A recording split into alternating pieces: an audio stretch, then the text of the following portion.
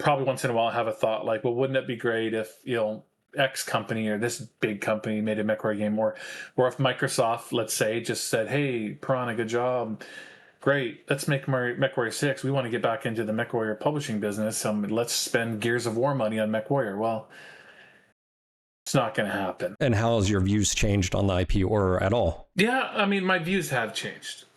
I would say I love it as much as I ever have, first and foremost. I just want to put that up front.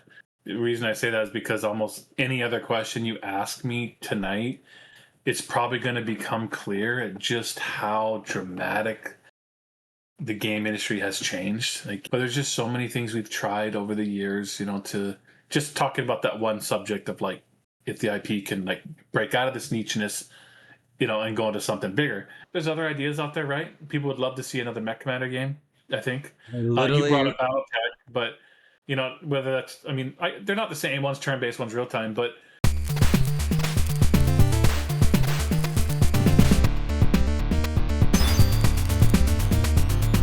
This podcast is brought to you by Das Print House. If you're looking for high quality 3D prints to rock out on your gaming nights, and or maybe you're looking for environmental assets, well, Das Print House is for you. He's located out of Oregon. He specializes in high quality prints, great pricing. You can get quotes here on his website. All you have to do is click that contact us, submit the form, but also you can hit him up on the No Guts No Galaxy Discord and ask him direct questions, get quotes very easily. And of course, if you do mention NGNG, you get 10% off your order. So do it. Be awesome, because you are awesome. Get 3D prints that are awesome. Boom. Attention Battalion. Before we get started, I want to thank all of our members of the MechBro Battalion. Whether you're enlisted or an officer or part of the high command, your support helps make everything possible what we do here at NGNG. From streams to podcasts to interviews like today's conversation with Russ Bullock, every member plays a part and every bit of support matters. I'd also like to recognize our MechBro High Command members, Chad, Jeffrey, McJiggles, Asgen, and Dark Rogue. Thank you for your support, and thank you to every member of the MechBro Battalion. If you've ever considered supporting NGNG directly, MechBro Battalion is there. No pressure at all. Now, let's get into today's interview with Russ Bullock, CEO of Piranha Games. Yeah, let's do it, man. Awesome. How's it going? It's good, man. I mean, last time we talked, I have a son now. Speaking of kids are definitely a game changer. My daughter. You have a second child now. Yeah, second. Yeah, so I do that. Yeah, okay. Well, we were just talking about kids right before we hit record, and you've got one's in your 20s. Mine is about to be 4 in September, and 1.5-year-old. So yeah, just a little bit of life change. Yeah. Yeah, no, for sure. Having one is the biggest change to your life, as you know. Your life completely changes with one. The rest are incremental. I mean, it's hard. They're definitely hard. Newborn stage is hard, but I always tell people, like, it's having the first one that changes your life, because you can no longer just like, whatever, it's midnight, you and your wife look at each other, it's like, let's go to the store and get a snack. It's like, well, can't do that anymore. Now it's a whole thing, right? Pack up the car or whatever. So having one is the big plunge. I have a slightly, I would say, different, I don't know if it's better perspective too, with like parents having kids, empathy. I mean, whether it's traveling, whether you're in a store, working careers, anyways. So yeah, that's definitely, we've had a long working relationship throughout the years, and there's definitely things that, like, I remember Darren talking about that you just don't get until you have kids. And then you're like, okay, yeah, I'm tracking there now. So yeah, anyways, so since last time, just a quick recap. I mean, you've been a little bit busy. So we talked June 25th of 2024 is the last time we did a podcast. Since then, just to do a quick recap, and then we can comment on all this, but Solaris Showdown just went live on Mercs. Clans launched in October of 2024, which, that's sort of what we were talking about. Trials of War, the DLC, that was in late 2024. January, some EG7 restructuring, stuff like that. Flashstorm spring of 2025 with Ghost Bear Flashstorm. 2025 through 2026 continued support for MechWarrior 5 Mercs, Clans, and MWO. Obviously, some of the stuff recently with the layoffs, and we can talk about that. But yeah, you guys have been a little bit busy. I wanted to ask you before we dive in is, what is it like to be a gaming business in today's just world? Because I feel like a lot of people don't really understand the business side, because anytime we're talking about in chat, like, oh, it'd be really cool if they did, this MechWarrior or this BattleTech game or whatever. And I always have to bring it back as like, how would that work as a business? And because I feel like a lot of people just don't have the mindset of like, what does the market dictate? Because everybody and their mother is like, oh yeah, well, MechWarrior deserves this, or BattleTech deserves this, or this game deserves this. And I'm like, well, the market plays a big part, and the market being what drives, of course, developers being able to make money and to make games and stuff like that. So I just wanted to ask you, since you've started maybe in game development, and then now, what have you seen, and then what's going on now? What are the challenges? Yeah, that's it's a good one. I think I don't know how much to dive into that answer right now versus.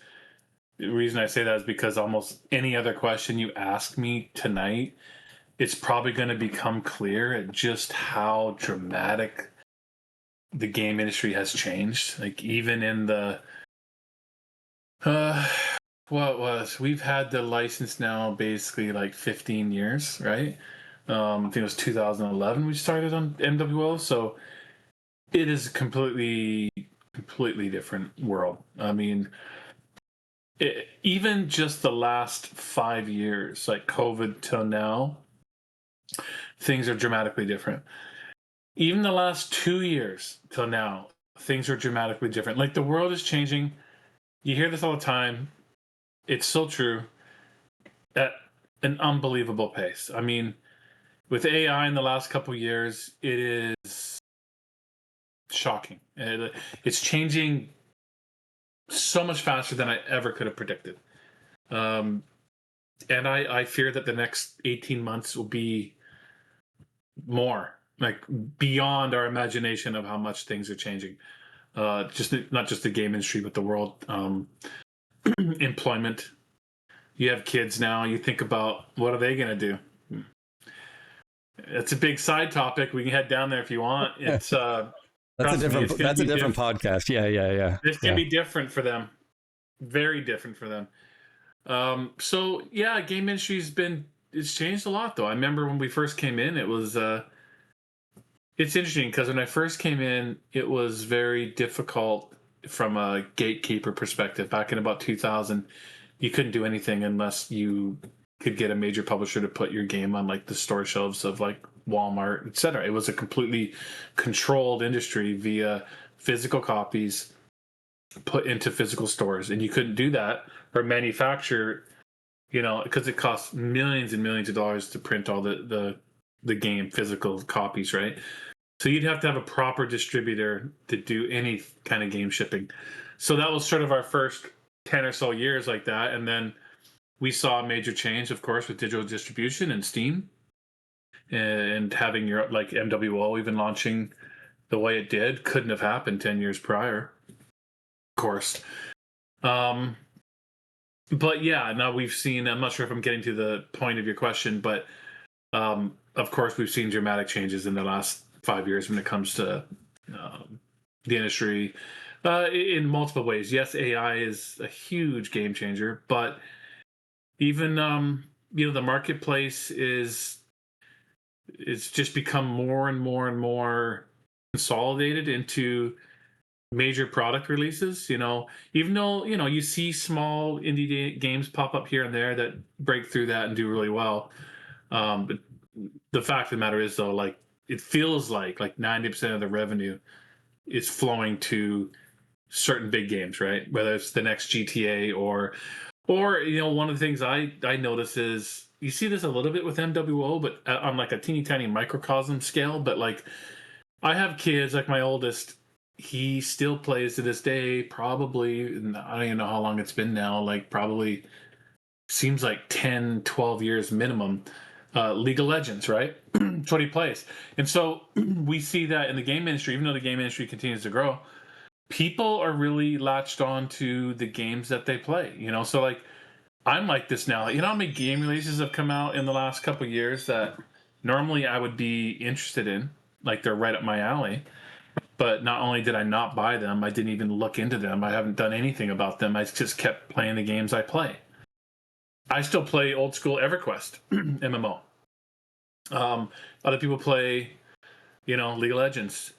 Guys in our community still play MWO, or perhaps played so much Mercenaries that they didn't really bother with clans. Like, so there's a lot of that. I feel like there was a stat that came out like a little while ago, 6 months ago or something, and Steam stats, and Steam had done a study and found that, oh man, what was it? I'm not going to get this right, but just like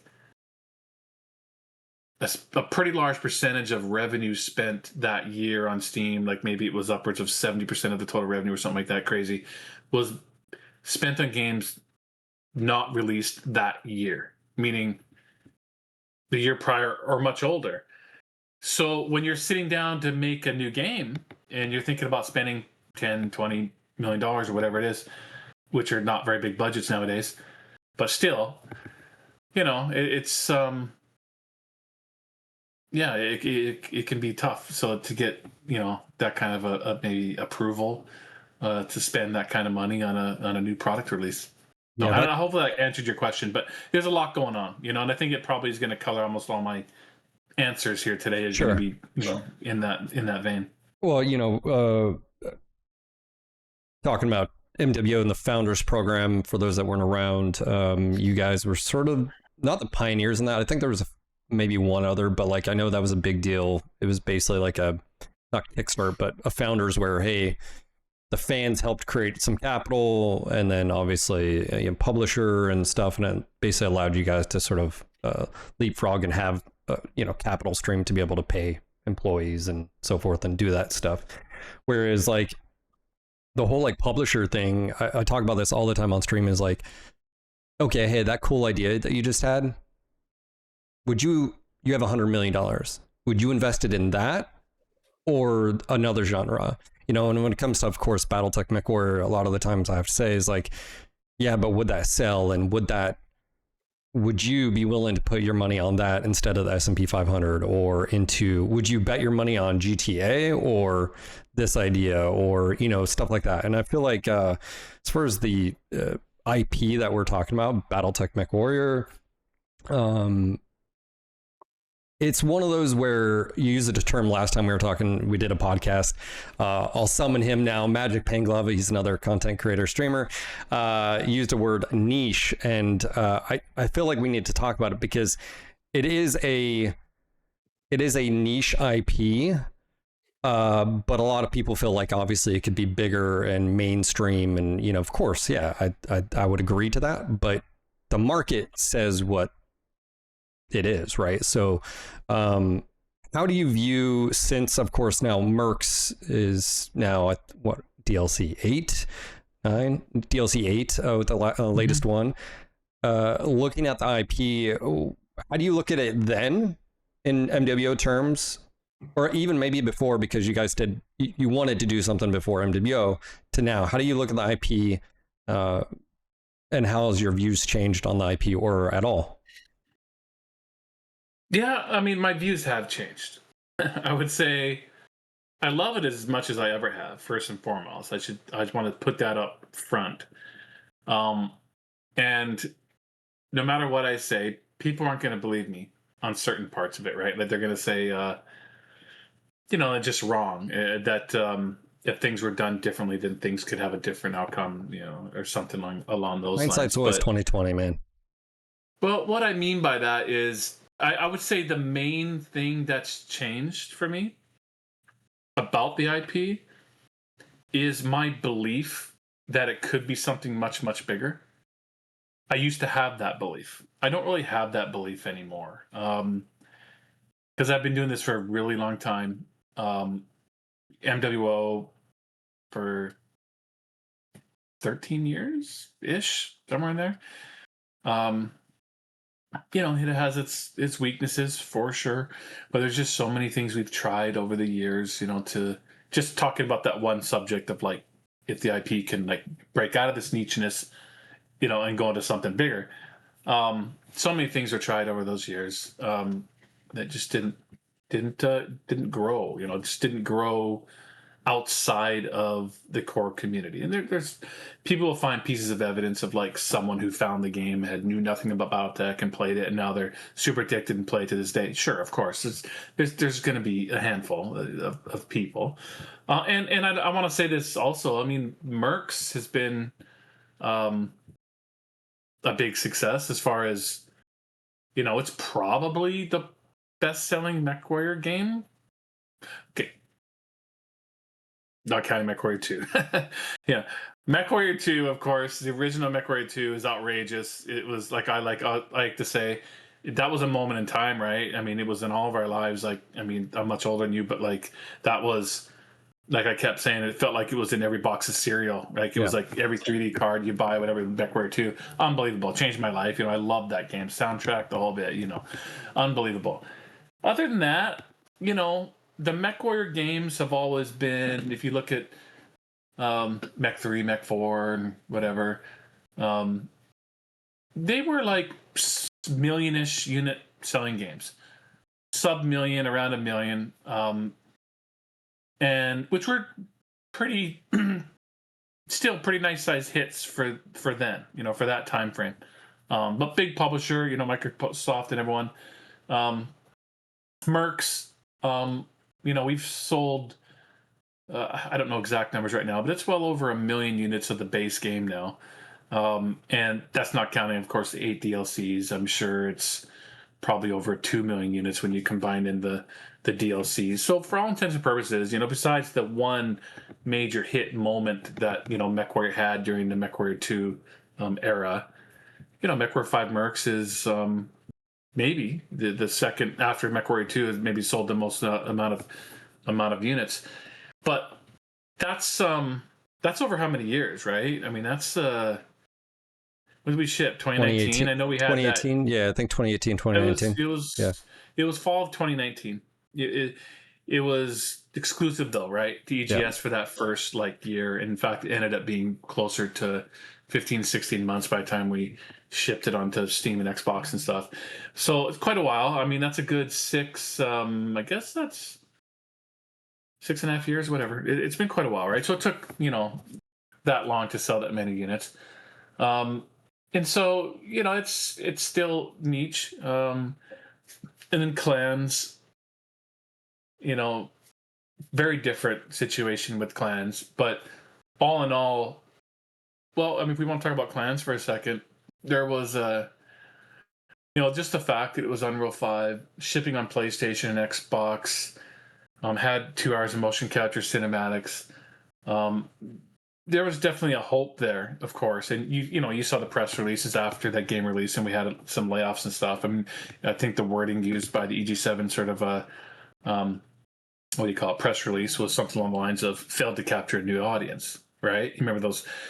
So there was a hope there that sim ship, you know, had been the first time that, you know, a MechWarrior game maybe ever, I think, besides like Super Nintendo versions or something, was shipping, simultaneously shipping on all the consoles at once, you know, the full market. Mercs eventually got there, but this was, and it just didn't hit like we wanted them, straight up. I mean, it's still kind of flabbergasted to this day, but you know, there's a lot, and I don't want to get into any trouble with, you know, the license holders, Microsoft, because they've been awesome to us. I mean, they really have. I mean, I've been working with them for a really long time. In the early years when we just kind of inherited the license, or not inherited, but we got it from, you know, the convoluted story of like Catalyst, or what was it? It was Catalyst, Smith and Tinker, the Jordan Wiseman company, and so on and so forth. And we got the license from them. In those early years, Microsoft might have been like, what the heck's going on? Like, how do these guys have the license? But we built a relationship up with them and been able to get multiple extensions, including one recently. But what a lot of people don't realize was, Game Pass was I was going to ask about very, that. How yeah. how so Game Pass, obviously, I forget what the price is. I actually just recently canceled mine because I haven't been using it at all, and I was paying for it. Mhm. A lot of bad press from a lot of developers. I mean, so how does that? Can you talk about just Game Pass as a like? How does it work? Okay, so you have clans on it, launches. I have Game Pass. I can play the game. Do you guys earn anything? Is it by how many people install, how many people play? Like, how does that work? Can you talk about that? Yeah, maybe just lightly. Again, I don't want to. I'm not talking derogatory towards Microsoft or anything like that. Like, they've been great to us, they truly have. But you'd have to understand our situation is complex. It's not like other games that are on Game Pass. And the reason, because they, as you know, Mercs actually shipped a few years previous, when we went to Steam and stuff, where we shipped on PlayStation, which was pretty cool, right? Like, they allowed us to ship onto PlayStation. I mean, that was their prerogative, right? It's their IP. And when we got an extension, we got some special permissions to launch it onto PlayStation. And so there's a bunch of give and take there. But being their IP, and also being the fact that they're allowing us to ship on a PlayStation and whatnot, we're in a different situation than most developers. We weren't in a situation where we don't earn off of the Game Pass involvement. We just don't. For Mercs, it was okay. It was just, I don't know how to explain this other than it was earlier in the process. I guess it was, going back to 2021 or something when we went out to Steam and Xbox and PlayStation, everything like that. So the Mercs, even though there was a lot of sales that did go to Game Pass still, even for Mercs, when you're already a game that's been out for a while and you ship onto the console and you've already got DLC available and stuff like that, it just seemed to work out okay for Mercs, for clans, we kind of got caught by surprise in a way. Looking at the history of Mercs, we kind of had certain expectations on what the impact of Game Pass would be, but it turned out to be not the case. The impact on Game Pass was, I guess, the ecosystem evolved a lot more than we'd sort of realized over those years, and it was. I don't want to go any further with that, but just saying it was heavy. I saw a lot of people, even in our community, like, "Hey, I'm playing on Game Pass, and I don't feel bad. I'm sure they get a cut of this." I'm like, no. So you're not the only developers, and that's the reason I've seen articles and read articles that, obviously Microsoft's gone through some restructuring as well with their gaming environment, ecosystem, all that. Don't want to push you on that one. I know there's legality, and I know you have a good relationship with Microsoft. That being said, I think from my perspective, one of the things we as a community talked about, because obviously EG7, the parent company, does their financial reports. And that was one of the things we sort of concluded was, but we just didn't know. It's not like we could be like, hey, what are the stats? You mentioned 1 million copies of Mercenaries, maybe up to 2 now. Okay, cool. We have some data. We didn't know that with clans, but we assumed that Game Pass could have been a big issue. Outside of Game Pass, I think I understand why people like Mercs. They can keep replaying. They can do what they want. It's a sandbox environment. You guys have added more and more and more. One of the things I'll say on record, and I said this on my stream, and I'll say it to you because I haven't, is the Shadow Kerensky felt so much better playing the game vanilla without any mods. I still like mods, just want to be clear. But where the game had started, where it was, I finally felt like the game was like pretty well rounded and you could have a lot of fun, and some of that just had to do with just polish and stuff like that over the years. So just want to bring that up. But looking at clans, why was it just the sales, or do you think there was other factors? Was it the linear storyline, or was it just purely financial, if that's why like EGA7 made those comments and that's sort of how you feel? I mean, I think based on what you're at, I mean, in the end, EG7, Piranha, it's a business. It's about bottom line. It's about revenue. Okay. So yeah, to answer Okay. your question, it's 100% about revenue. I mean, everyone at the group level, like my bosses up the chain, everyone was ecstatic with the quality of the product. Like the uh, plans was out the door. Like 80%. Gain. Not after a bunch of patches and mods and whatever. Like Mercs. From a Steam review perspective, started out a little bit softer, but has spent the majority of the last, whatever, 4 or 5 plus years, you know, up there in the, into the 80s because of just all the, the improvements that have happened to it. Clans went out the door basically at 80, and it was a very, very well received, from the reviewers and the from PC Gamer to whomever else. It was our highest rated game yet, and the quality was the best upon launch that we've ever put out. The motion capture cinematics, everything. So like everyone was ecstatic with the quality of the product. It came down to sales straight up.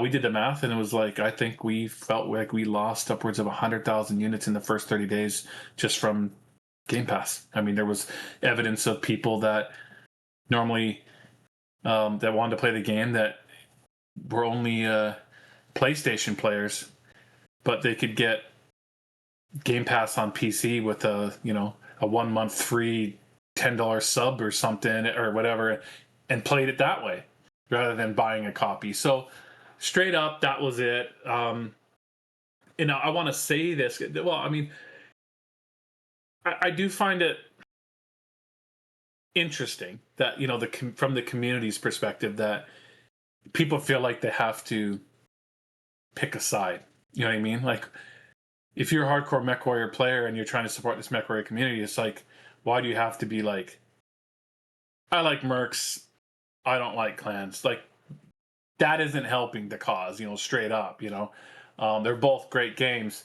And trust me, I'm extremely proud of both of them. I mean, think of it like this. When we were doing MWO and it came time to make, we've talked about this part before, but so MWO is just, PvP, game. And a lot of the feedback we got all through those early 3-4 years, maybe first few years of MWO was, this is wonderful, but where's MechWarrior 5? Like, where's, so on and so forth. So we got to a point where we thought, we got to a point where we could make another game. We could make, like MechWarrior 5. And at that point, there was a decision to be made. I mean, I knew very well, of course, that most of the time, the story game comes out first, and then the Mercenaries game, right? Mech 2, then Mech 2 Mercs. Mech 4, then Mech 4 Mercs. But for us, we were independent studio at the time. You never know for sure just how long your runway is as an independent studio. Like, how many games are we going to be able to make? Is this going to be the last game we make? Is this going to be the last MechWarrior game we make because of the license or whatnot? So I had to think about that and say, well, what do I want to make the most? And to me, that was a Mercs game. I mean, straight up. My greatest experiences of playing MechWarrior growing up was, as much as I loved Mech 2, it was unbelievable. To me, it was the Mercs. I like Mech 2 Mercs and Mech 4 Mercs. Like, I like the Mercs version. So if I was going to make one game, it was going to be a Mercenaries game. So I absolutely adore the fact that MechWarrior 5 Mercs has hung around this long, and there's 8 DLCs, and like people literally have 5, 6, 700,000 hours in Mercs. The sandbox experience, all that, like that is, I'm extremely proud about that. I love it. I adore that. I also am extremely proud of clans. I mean, even though as much as I love Mercs, and I love the replayability of it, clans I thought was just from a, so you don't know how to define this because it's so subjective because it depends what you're talking about. Like, but like just from a pure gameplay perspective, I guess the in the mission experience, just from this time you load into your mech until you succeed at that mission, that Clans is the superior game. I mean, it should have been. It built off of Mercs. It had Unreal 5. Visuals were better. The video chat boxes with your lance mates. Dialogue I thought was better. There's, just that in mission experience was better, and of course the storytelling was significantly better. Um, and we'll come back around to that in Mercs. Mercs has benefited greatly, of course, from the development of clans. But upon launch, so Mercs only had the 6 DLCs when we shipped clans, right? And the last one was Solaris, and we can go through those DLCs, in a minute. How I kind of view the eras of the DLCs, because quite obviously the last two are of the highest quality, because they benefit from clans. But anyhow, to finish that thought, yeah, I was quite bullish on clans in that regard. Absolutely understood that it was a much more finite experience. It was on average, maybe I think reviewers generally called it about a 30-hour game, roughly somewhere in there. So yeah, and from that regard, it was more limited.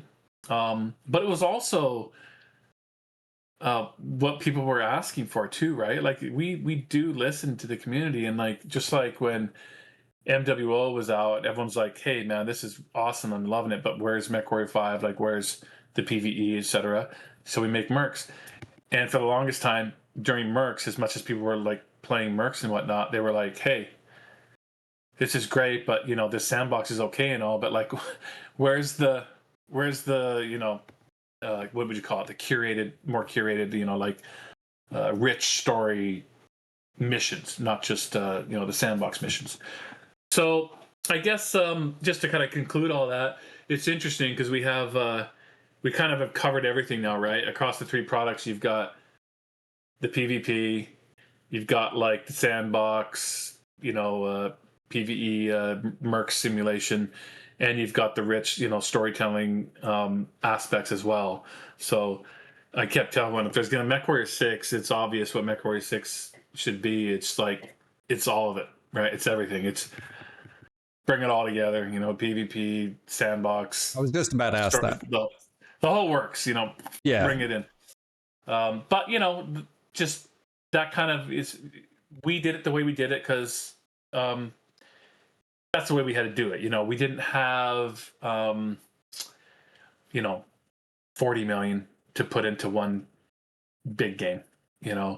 Our budgets are lower. I mean, we spent roughly, let's call it around 15 on the initial release of Mercs, and then each DLC is incremental. Maybe another, you could average it out $1 million, $1.5 million per roughly. So even Mercs has probably had well over 20 million in development costs. And clans we did very efficiently. We had an unbelievable team doing an amazing job off of that, and we probably put out the initial version for in and around 10 million, which is really an incredible feat, I would say, for the product we released for the development budget. Other studios I think are releasing stuff with 2, 3, 4 times the budget at the similar length and quality and stuff that we put out. But yeah, so I mean, yeah, each of these individual budgets is a lot lower, right? MWO over the years, I guess, quite a bit of money has been spent on it now if you added it all up. But the initial release, which was pretty Spartan at the time, I agree. The initial MVP, right? Yeah, that was probably only $3 or $4 million back then when that initial version came out or something like that. Anyhow, yeah. So I rambled on for a bit. I forget what the question was, but that's how that goes. It's all right. You were talking about license, and actually had sort of a connection there, but no. As far as the products, I think Mercs has 100% benefited from what you guys, the motion capture, storytelling.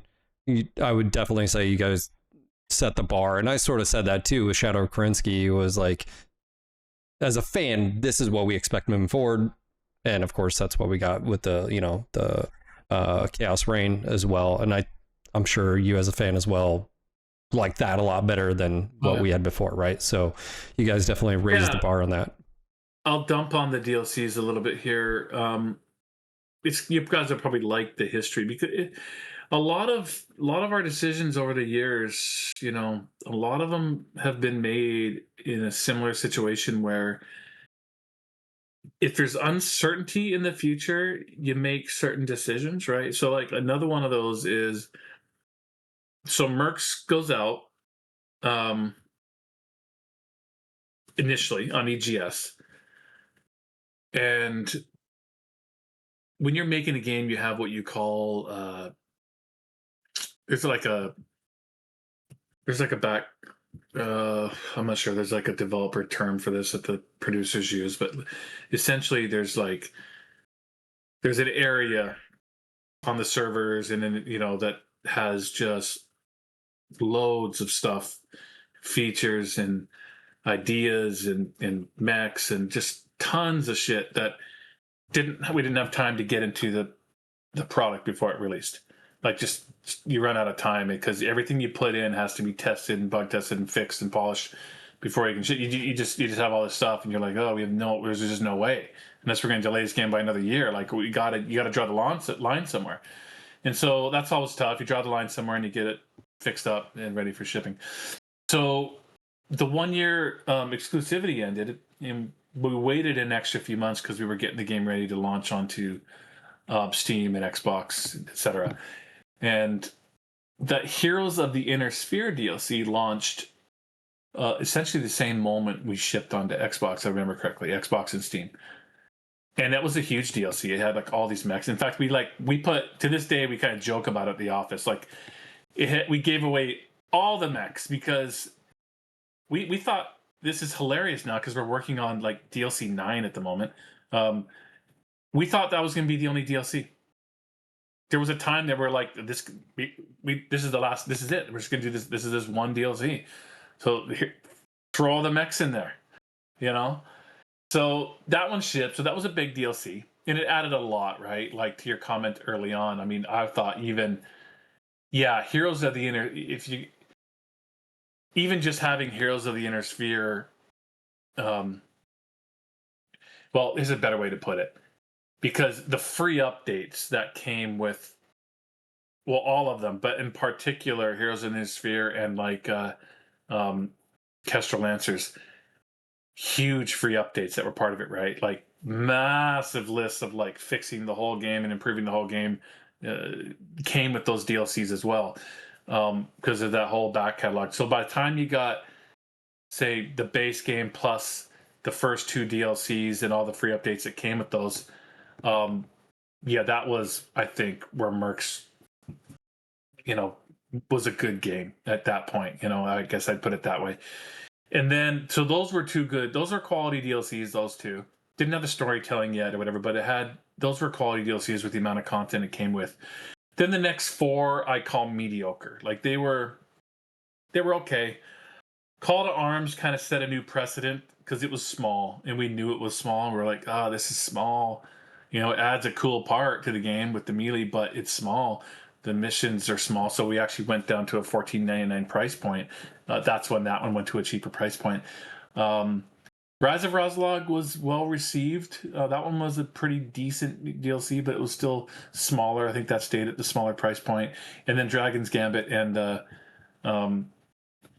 Solaris, they were okay, right? They were sort of mediocre. So I think when we went back to it, though, and when it became clear after Clan shipped and we were doing Shadow of Krensky, yeah, absolutely, I would say the 7 and 8, Shadow of Krensky, and what's the last one called again? Chaos Reign. Yes, Chaos Reign. They're probably double the budgets that they, like, say, the previous 4 were, let's say. So definitely more costly, but the quality level significantly higher, and not just mechs and not just more stuff for the star map, but like way better stories and way better storytelling and even better mission support. So yeah, really happy with the last 2, and glad people have been liking them for sure.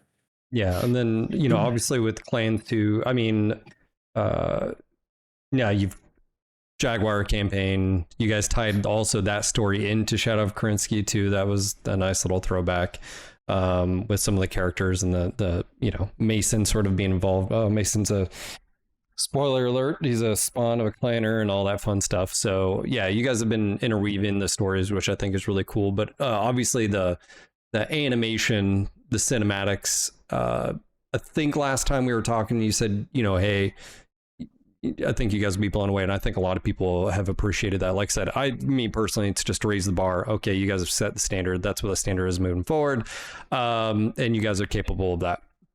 But as you just said, it does also raise the budget to be able to do those type of things as well. So they go both hand in hand. Plans as far as obviously sales, and you're saying Game Pass. Was there anything in plans that you wish you could have done differently, or was there any more grandiose plans and, you know, maybe budget came in? Was there anything like that behind the scenes you're like, damn it, I wish we could have got that in? Or you're doing it with the DLCs? Because as far as we know right now, you guys are working on another Clans DLC. That, I believe that's been confirmed via Twitter. Is that for Clans, or?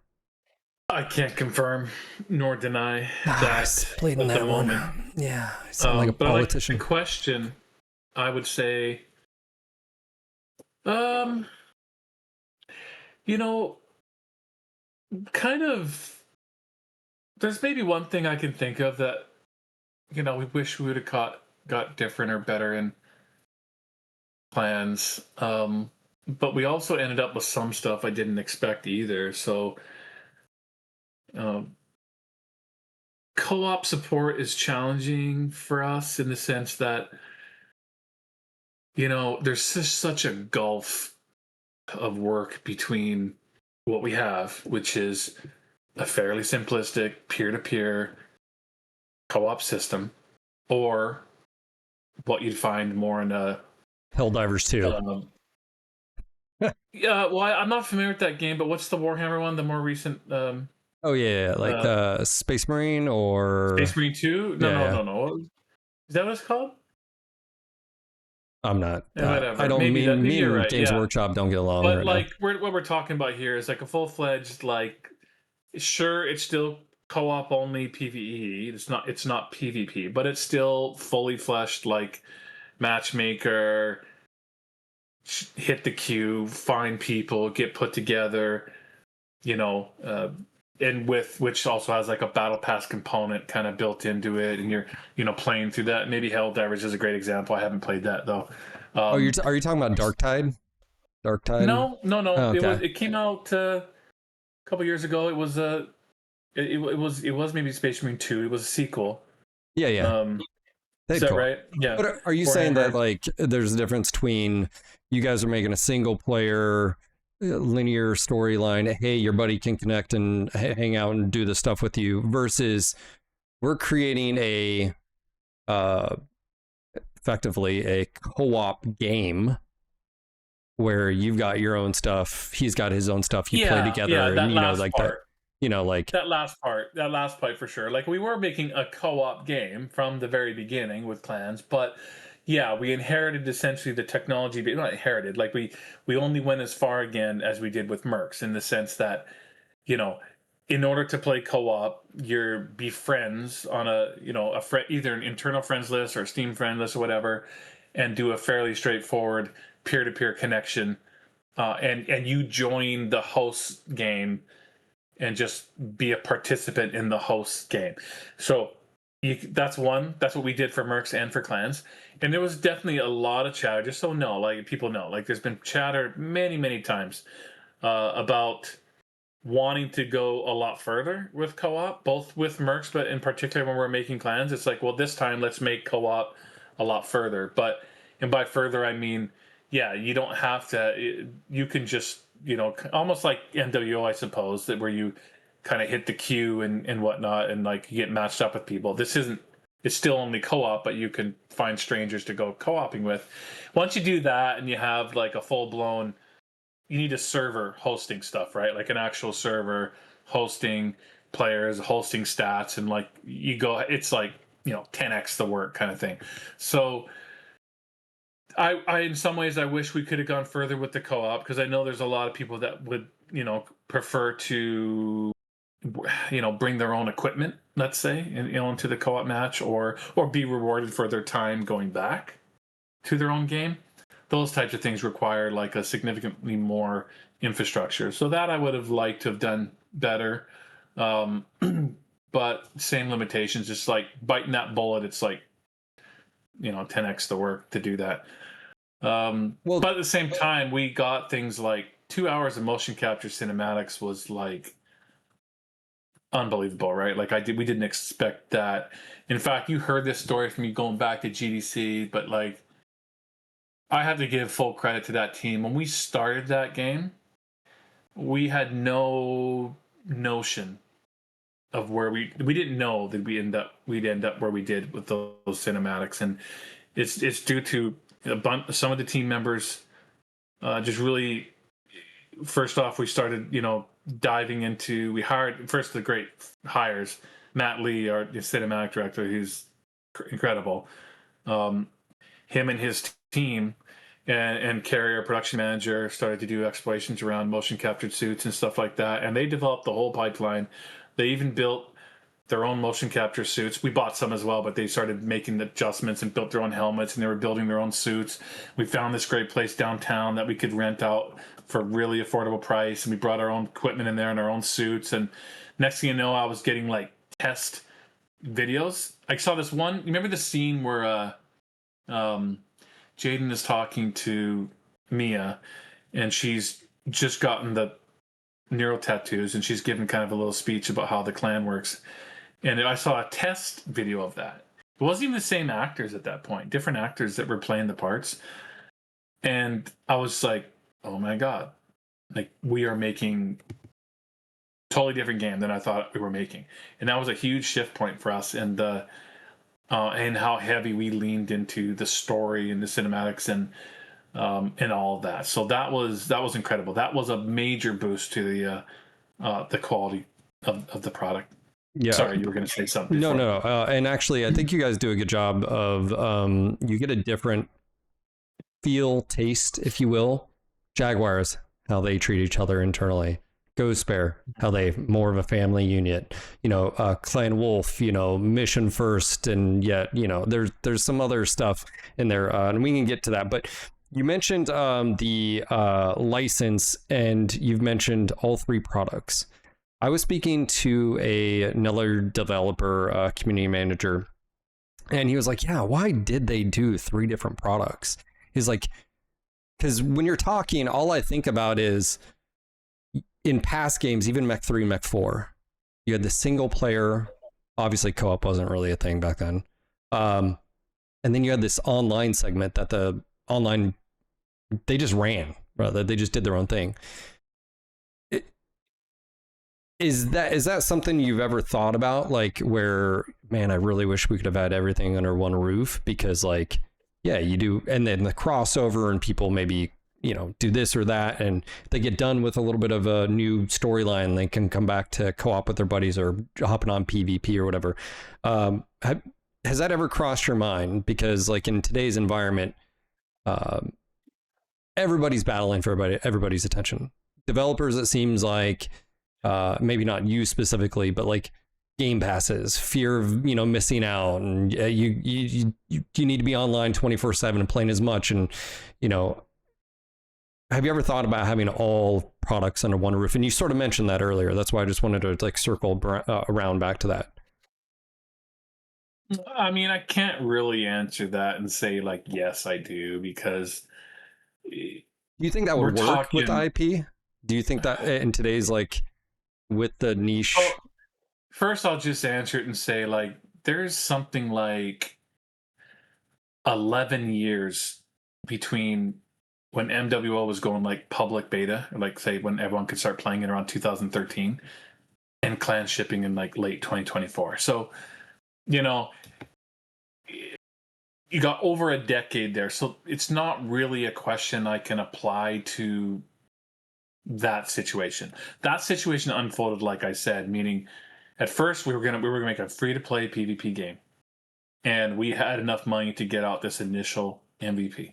Like that was never going to have single player content as well and Mercs content. Gotcha. I'm tracking now. PvP game, I'm tracking. Right? Yep.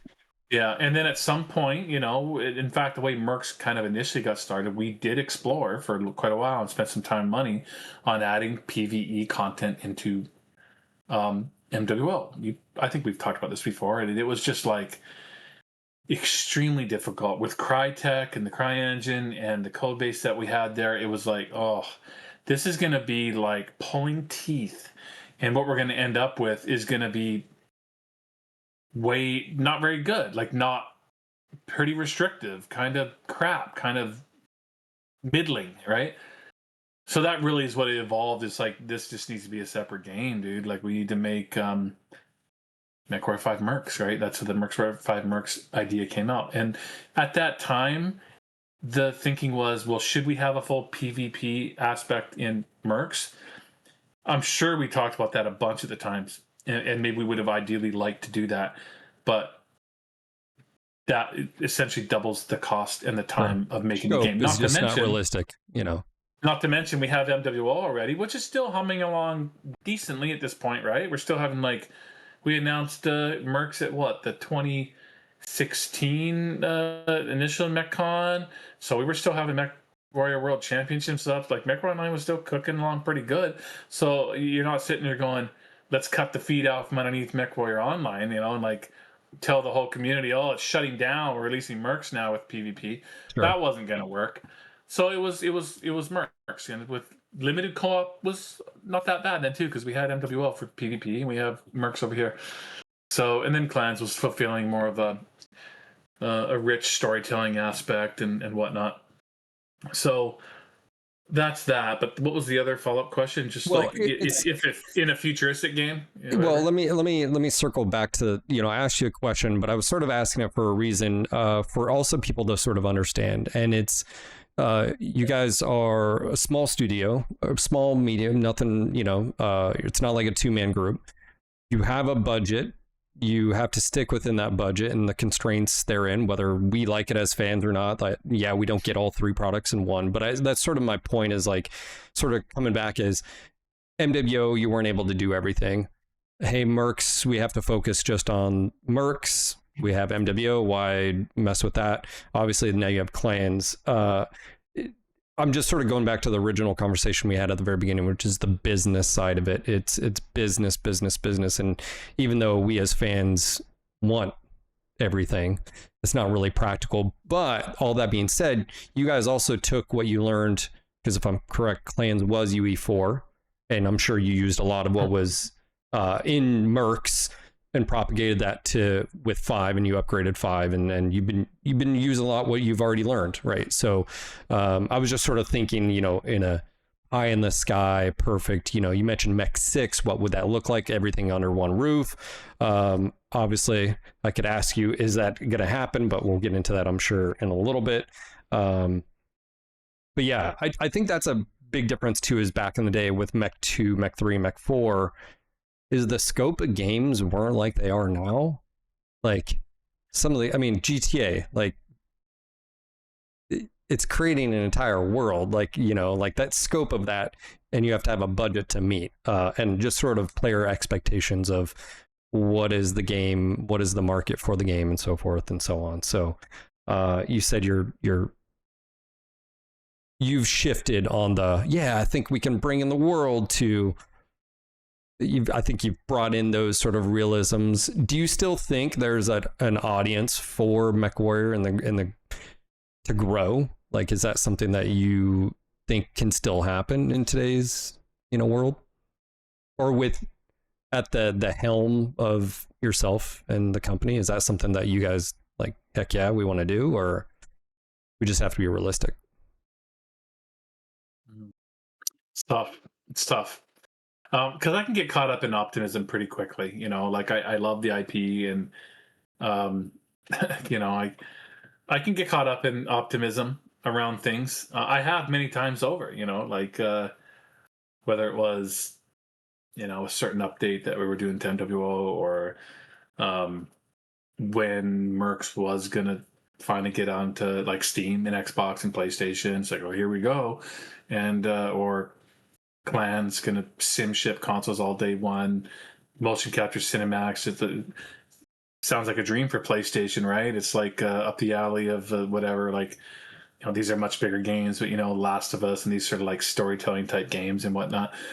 So I can only say that each and every time those moments came over all the last like 13 years or whatever it's been, they've always been met with disappointment as far as realizing that no, it's not so far the magic formula, if it's possible, has eluded us.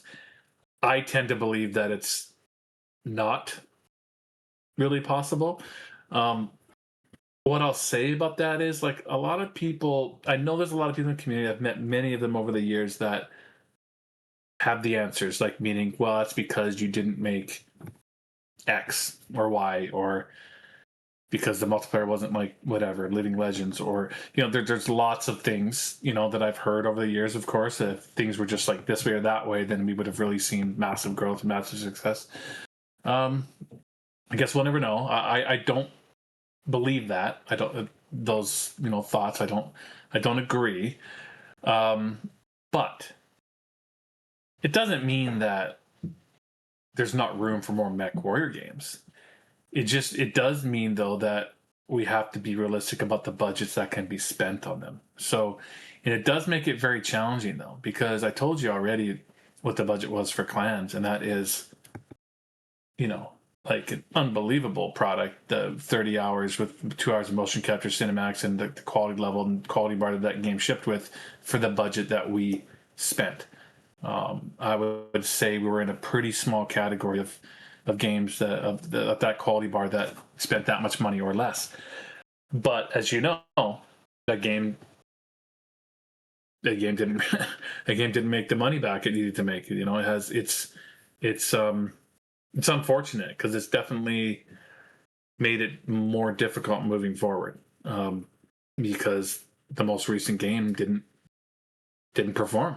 You know, this is the way this industry works, right? It's like, it's just the way the industry works. So it's about the most recent game more than anything. And we can point back to, you know, MWO over the last 13 years has made X amount of money, and, you know, Mercs made X amount of money. So there's some successes, but yeah, the most recent game didn't. So that definitely makes it more difficult.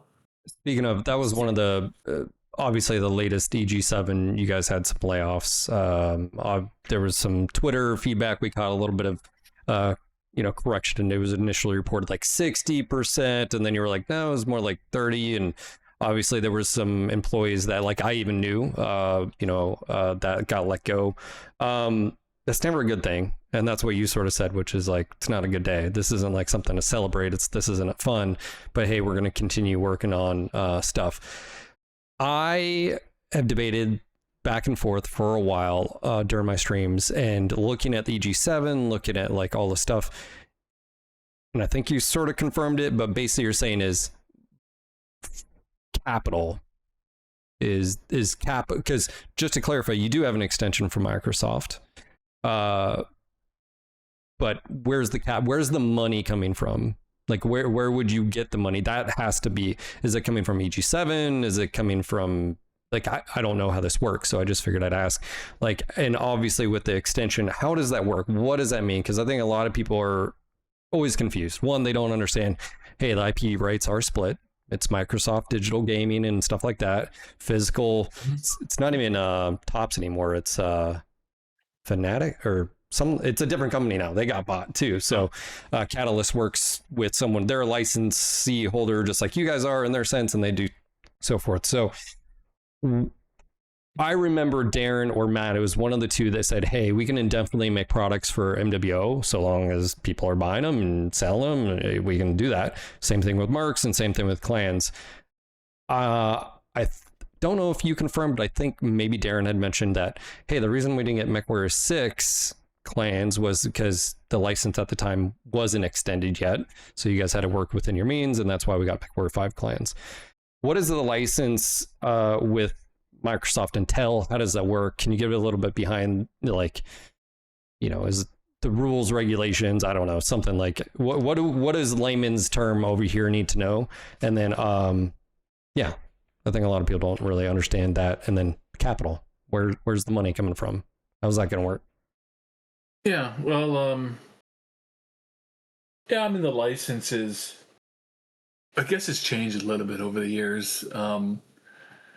The initial license that we got way back in the day, the initial one that we sub-licensed over and took over, that one was pretty, it had more restrictions in some ways. Like we couldn't go to, say, PlayStation back then and stuff like that.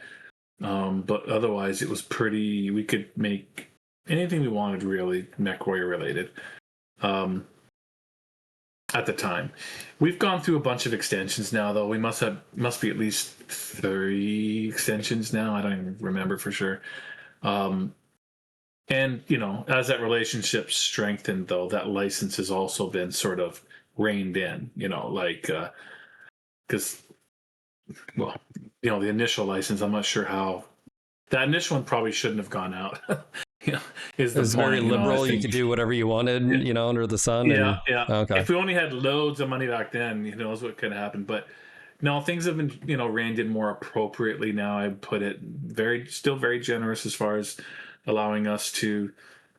There's a very, I guess, simplistic approval process for us to do the things we want to do. When you see the DLCs that we're shipping and making, there's a small amount of communication we have to do to let them know what we're doing. But ultimately, now it's fairly straightforward. It's like we can continue to make updates for our existing products, which is MWO, Mercs, Clans. So if I want to go make MechWarrior 6, um, that requires a different license. That's a new conversation with Microsoft. Um, I don't view that as a big hurdle though. Like if I'm making MechWarrior 6, that's not the biggest hurdle, right? That's a conversation with Microsoft. They've been quite amenable. I think that there's a good product plan. That's something I would feel reasonably positive about getting from them. It's more about but it is a conversation that has to happen. So that's the license, So we're right now we're existing in our MechWarrior 5 world, clans, mercs, MWO, those kind of things. Capital. Well, I mean it's an interesting question because there's Piranha Games and there's EG7, right? There's a bunch of companies underneath EG7. For the most part, over the years, Piranha Games, even since the acquisition, which has been over 5 years now, 5.5 years, it's been almost entirely, Piranha still operates as an independent business unit. So essentially, you can almost think of us as pretty similar to like we were before we were acquired. Like we're expected to sort of exist under our own steam, essentially, right? Don't think of us like Microsoft buys a game development studio and they have now, I don't know, what's the studio that does Halo, whatever, like it's an internal development studio. Bungie or someone else, Right. yeah. Yeah. So, or, the guys here in town that do the Gears of War games and whatnot, Black Tusk, that's different. That's like a purely in-house development studio that is completely funded by Microsoft, right? Like they put their budgets together, but if they're going to spend 55 million on the next Gears or whatever, they're getting 55 million over a certain amount of time to make Gears of War or whatever, right? For us, it's more like we still, I mean, I'm still the CEO here and we create our own product plans and design what we think we can make, what we think can sell to the market, and try to perform. Ultimately, we're part of a publicly traded company, so if we're trying to maintain, be a profitable company, not lose money, and ship products that help us do that. So ultimately, there's not a lot of capital or revenue or capital coming from the mothership. Now that could change in the sense that if it's like, hey, let's make MechWarrior 6 or let's make something MechWarrior related, like some big game that the studio owns the IP for, let's say, or something, because there's quite a few IPs among the various companies that are in the group. And if we want to say, hey, we really want to make this game with this IP, and the EG7 has its own funds. Ultimately, at the top level, there's bank accounts with money in it. And if they say, hey, we want to spend X millions on this, and Piranha's just the team to do it, then that'd be different. They'd be then money would come down to make that game. So I don't know if that answers your question, but like, yeah, it's internal money though, whether it's just, I mean, ultimately we're all owned by the same entity now, so it's all EG7 money, but each individual group like Piranha still has their own accounting. We still do, all of our own budgets and accounting, for the year, and report up to, EG7. So, does that answer your question? Is that how that works? Or? Yeah. No, I like I said, I think that was the linchpin. I just felt like was the funding, like where's the money coming from? And because it was based off of the discourse on like Twitter of like, like I was like, what are we missing? So he did confirm they got an extension. Okay, now we know from what you just said, it's for Mech 5 products, not Mech 6. That would be something new that you'd have to go to Microsoft with. So I guess the question now is, let's talk about the future of MechWarrior. Like, this is by far the biggest theme. I have a Patreon. I hit up the Mech Pro Battalion members, said, give me your questions. And one of them, basically, there's a lot of it, was, what is the future of MechWarrior? What is the future of MechWarrior with Piranha Games? What do you envision? There's one DLC being worked on. You won't confirm nor deny if it's going to be clans. I'm going to already say, and I've said this before, it's going to be Jade Falcon. You're going to do some Jade Falcon, because why wouldn't you? You got to wrap it up. You got to wrap up you got all other three. It'd be weird if you didn't do Jade Falcon. Also, you just sort of had them in. That was clever, by the way. Whose idea was that with Chaos Reign and bringing in the sort of cartoon throwback? Yeah, great question. I think I know, but I mean, really all the storytelling over there is a combination of Chris Lowry and then working in tandem with Matt Lee and the cinematic team. Yeah, that was clever. So, I liked it. Yeah. I thought it was well done too. I thought it was I had a lot of fun watching the when the trailer was released, and a lot of people were drawing certain. I think for the most part, yes, a lot of that was done on purpose, but I remember there was like one or two things that people were spotting or thought they were spotting that I don't think was even the case. But I didn't see that storyline coming. It didn't even I was like, okay, yeah, didn't see that one coming. So that was clever. Also, how they shot it was that it was almost like Mason was a part of the propaganda cartoon too with the Mech 5. It was clever. So kudos where it's at. But future MechWarrior.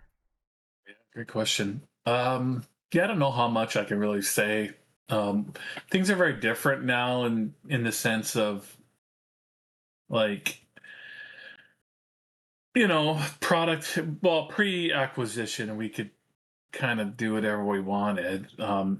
Nowadays, it's more, our product releases are pretty traditional in the sense that, when they're announced, when we announce them, how the marketing is going to roll out, and to the launch trailer, and everything is pretty planned out. So there's really not a lot of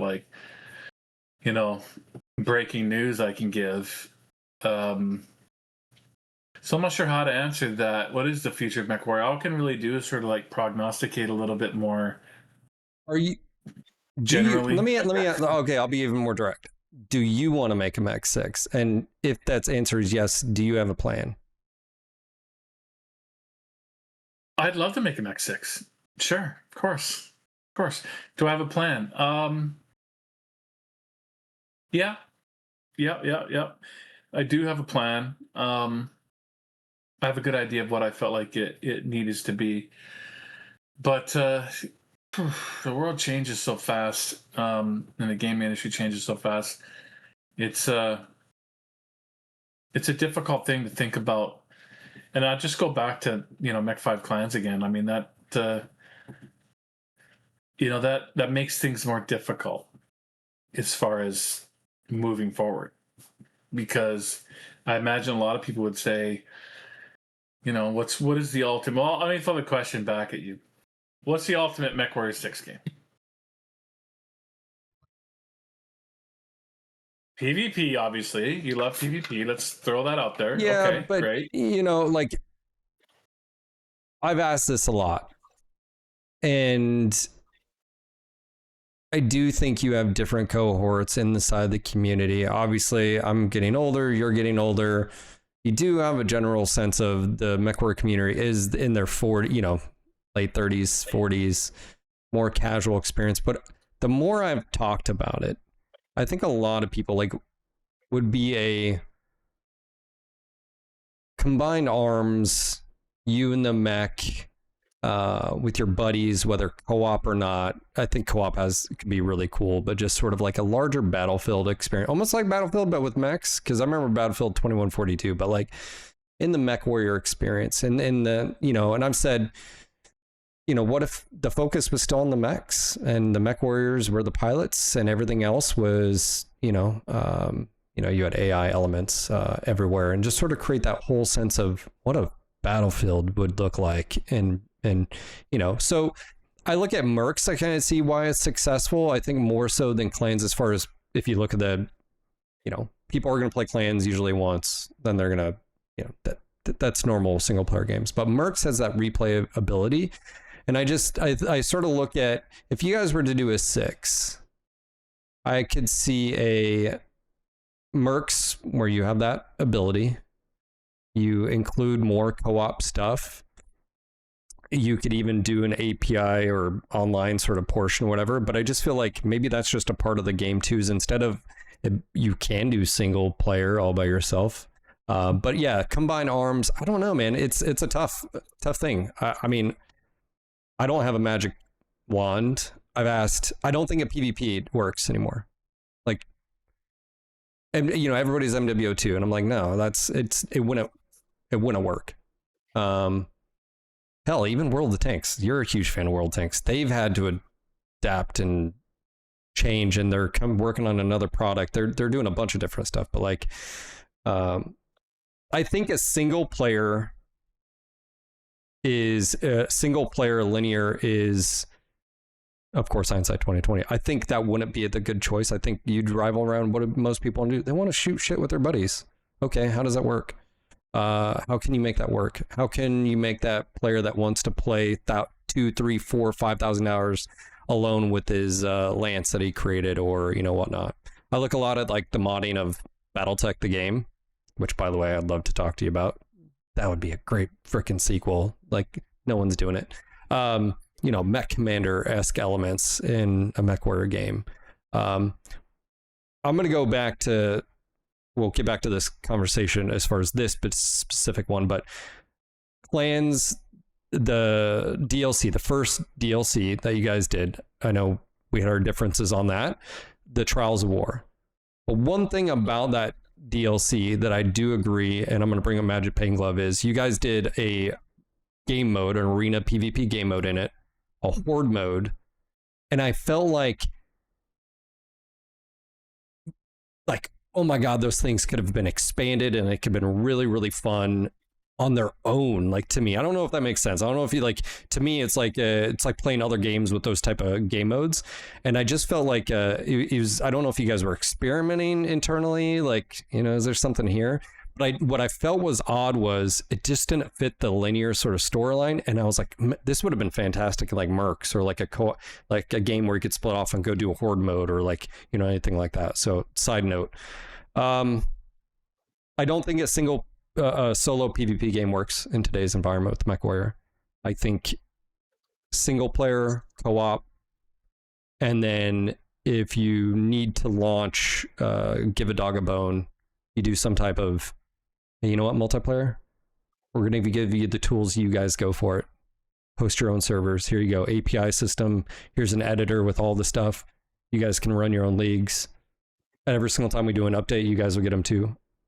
That would be my pie. I think a full Battlefield experience, I wouldn't focus necessarily always on the cinematics, because I feel like they have diminishing return as far as value. I think they're great in small doses, like the DLCs you've been doing, Shadow Kerensky and stuff like that. But then you could take all that extra budget and just dump it into the world, the game modes, if you will. Yeah, maybe that's. I mean, I'm just going to latch onto that last thing you said. I think that's a really common misunderstanding. I've seen that a lot over the years, especially from the MechWarrior community as we've been talking. And like, anytime any feature is done that maybe they don't find value in, they're just like, if they didn't do that, they could have done all this other stuff. Um, a lot of times that's just really not true because, like, first and foremost, the motion capture cinematics that we make are exceptionally cost effective. So, like, I think we did the full 2 hours of the motion capture cinematics in clans for about $1 million Canadian. Let's call it 700 grand US, somewhere in there. That is outrageous, right? Like, I mean, a game like Spider-Man on PlayStation or something, which is like, unbelievably top quadruple A game. Not my shtick, but I understand how big it is. We're talking like, you know, tens of millions probably, on like storytelling and cinematics. So like really cost effective, but it's like other features and things, they take a totally different subset of people, right? They take your top engineers. And so your top engineers can only do so much stuff unless you give them a lot more time, give them another 6 months or a year. So yeah, you could cut the budget up. Hey, we're not doing cinematics. We're only going to No, I think do, you need cinematics. okay, But we're only going to do an hour. So we're going to yeah, save yeah. a couple $100,000. And then if we save a couple $100,000 and give these guys another 6 months, they can create, another couple features. So it's not quite as much as, people make it out to be. But I don't know. I just latched onto that thing. But to talk about the rest of what you were saying, yeah, I think, well, MechWarrior's in a interesting spot right now. I guess if we want to kind of get to it, in some ways, it's been amazing. It's been like I mean, people always have a bone to pick with something, but if we want to be sort of like just kind of big picture, I guess, um, we've been living in a bit of a golden age, right, of MechWarrior. I mean, it's for the last 13 years, maybe, since MWO released. If you take a look, if you think about MWO and all the releases and all the mechs that have come out for it, the 3 years of MechCon, Mech5 Mercs, 8 DLCs, Mech5 Clans, a couple of DLCs. It's been a good run, and there's definitely at least a thought that like it's fairly well served. I mean, if you think about the niche community, and I've been really, my niche count is only up to about 3 in this interview, I think. You could almost start to imagine it being somewhat saturated. I think we have seen some signs of that too, with the player base feeling like they almost need to make a call between whether they're a Mercs guy or they're a Clans guy. You're You a can't be sports both. fan. You're a sports fan. We're team. We're tribal people. I don't. I think you can do all of the above. I mean, jokes aside, I know I've always MWO PvP, and that's all well and great.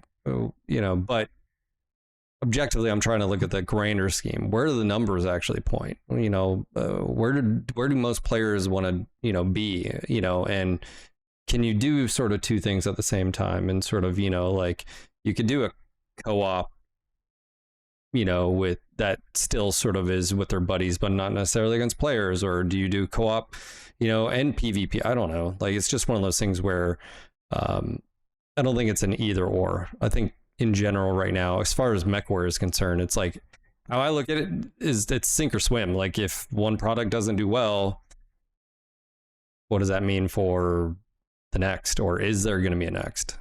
Yeah, I mean, there's zero doubt that the success level, the lack of success level of the Clans launch had an impact on the future.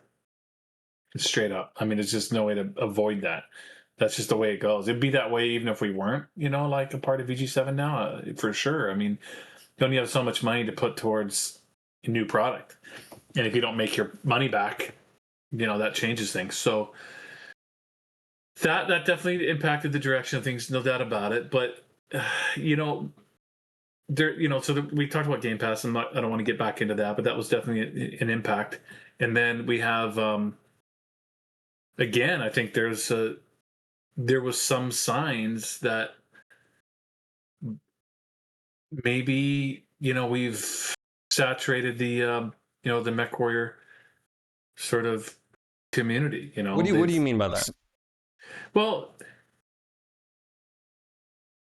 like we talked early about, some new games aren't finding an audience because their customer base is already tied up playing old games that they love still. They're still playing League of Legends, so they don't have time for the new one. Some new shooter comes out, but they're like, I have Destiny 2. I play Destiny 2. I play Destiny 2, right? There is a lot of that. And we ship a new MechWarrior game. And we have a lot of players that are like, I like MWO, or I like Mercs. Like, I spend all my time playing MW on Mercs. My whole community is built around Mercs and MWO and my Mercs mods and this, that, and the other.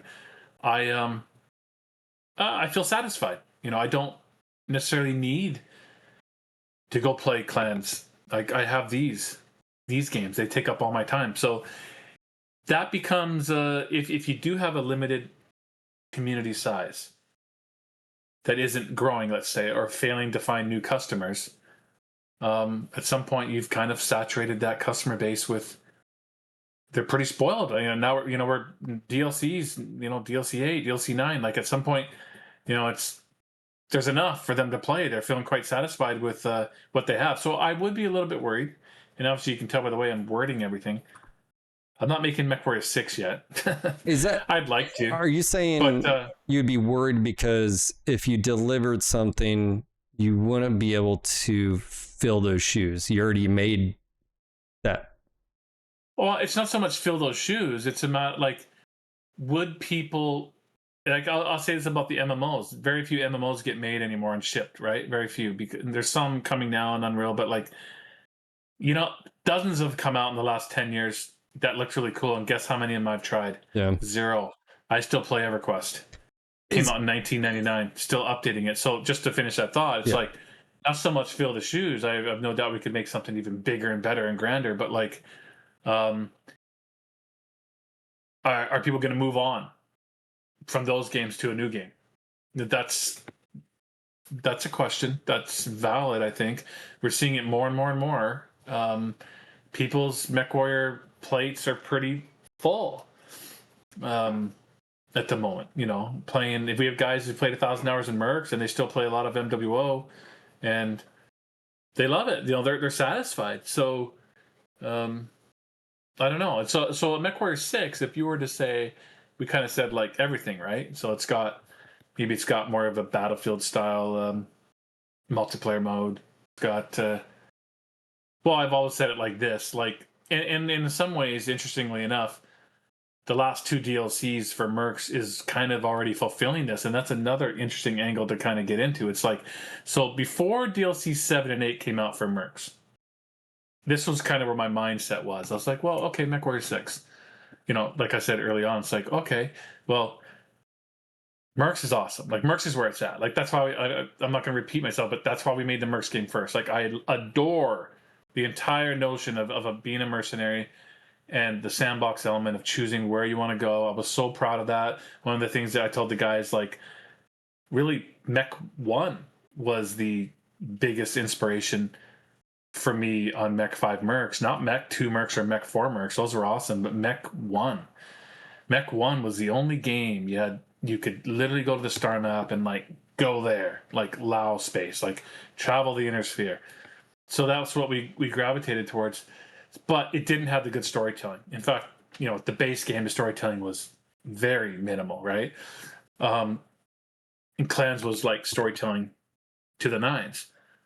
And MWO had the PvP. So it's like, take Mercs, so essentially MechWarrior 6 Mercenaries, but the quality level of storytelling of Clans for your main story arc, right? In your Mech 6 game. You still have your sandbox, you still have your freedom of motion, but you have the main story arc is like awesome story. So like a 30-hour campaign nestled in to the Mercs experience, full-blown Mercs experience. And then, of course, bonus would be, even like a Battlefield style, League of Legends or whatever, a larger Battlefield style, multiplayer mode built in.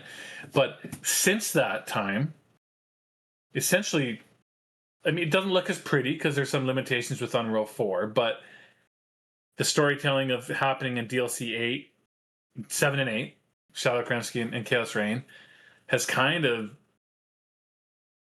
brought that quality of storytelling into Mercs, into MechWarrior 5 Mercs, right? You don't need MechWarrior 6 Mercs. It's already coming into MechWarrior 5 Mercs. So I'm kind of finding that too, that Mech 5 Mercs in particular, as we move down the road here and take advantage of what we did with clans and stuff, is adding all these other elements that probably would be part of a Mech 6 anyhow.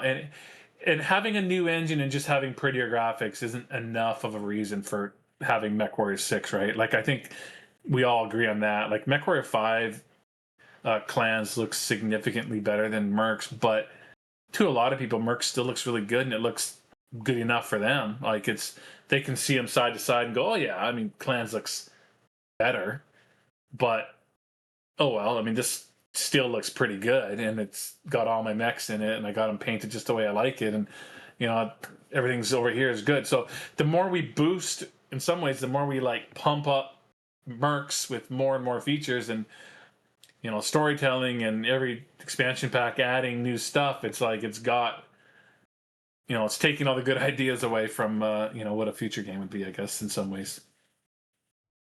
Do you think there's, from a development standpoint, you mentioned MMOs, you mentioned all these others, and why people are playing the old, is it because sometimes new ideas aren't good? Like to oh well, you have to iterate and do new things and all these cool systems, and you're like, is that the problem in the gaming industry? Is like people are trying new cool things, but they're actually just, hey, it's okay to just say this game that was created way back when. I mean, sure, baseball's changed a few rules here or there, but it's the same game as it was, 50 years ago or whatever. It's a core set of rules.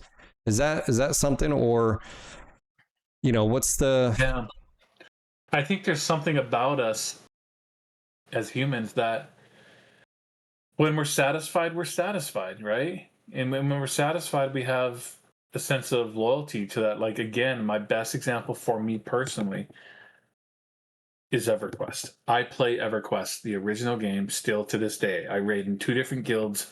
I'm still raiding. I love it. So many of MMOs have come and gone since then that have way better, more modern feature sets and stuff, and like better controls and stuff like that. I don't even download them. Yeah. I'm not even going to try them. I won't even try them. I won't. I'm fully satisfied in EverQuest. I love it. I know it well. They still make the expansion packs every year to this day, for EverQuest. And I just feel completely satisfied, and I don't even download the other games. So there's absolutely, like, I know, like, yeah, my son, he loves League of Legends. There's a bunch of other MOBA games that have come out. He doesn't care. League of Legends is the one. What's that game now? 12 years old? I don't even know. It's probably older than that. 15. I don't know. Super old, man. So once we're satisfied, we're satisfied. And I do think that in some ways we've kind of, because we were a small company that was essentially existing off of MechWarrior products and MechWarrior products alone, I think in some ways we've kind of really farmed it pretty heavy. And I know for super fans they'd never agree with that, because more the better, right? Let's go, more MechWarrior games. But there's a lot of interesting things to think about there too, like how big is that super fan base? Like, niche is a word we throw around, but what does that mean? There's different varying levels of niche. 4 times. Yeah. 5 times. Well, we might have sold over 1 million, say, base units of Mercs, but how many is core fans, like core MechWarrior fans? And if I had to look at the data from like MWO to Mercs and stuff, I would say it's probably 50 to 100,000 people. That's a lot of people though. For a small studio to be pretty committed to your products, that's pretty good though. I mean, I know you're not, you know. Yeah, well, I hear what you're saying, but it's really not, because just break out your calculator there on your desktop and just take 100,000 and times it by $50 for a game. Well, how much money is that? Uh, is that 5 million bucks? I Yeah. don't know. Okay, so we spent 10 to make clans, right? So, and that was a really, really quality game. And for you're 10 million making bucks. that over a period of time and not just upfront as well, too, because it's Yeah. a total sales.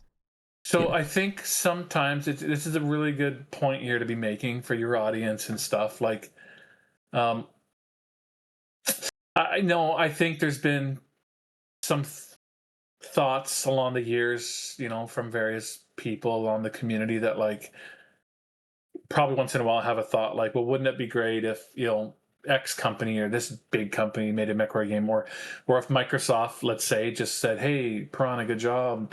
Great, let's make MechWarrior 6. We want to get back into the MechWarrior publishing business. Let's spend Gears of War money on MechWarrior. Well, it's not going to happen, right? I mean, they know all the sales data too. They know, and they might believe in their own capability as a big publisher to, get the message out there at way bigger than we can, right? And reach the world and make sure the world knows there's a new MechWarrior game, and that would result in more sales, but not that much more, right? So it means that the budgets that we have to work with, or that we should work with in order to do good business, um,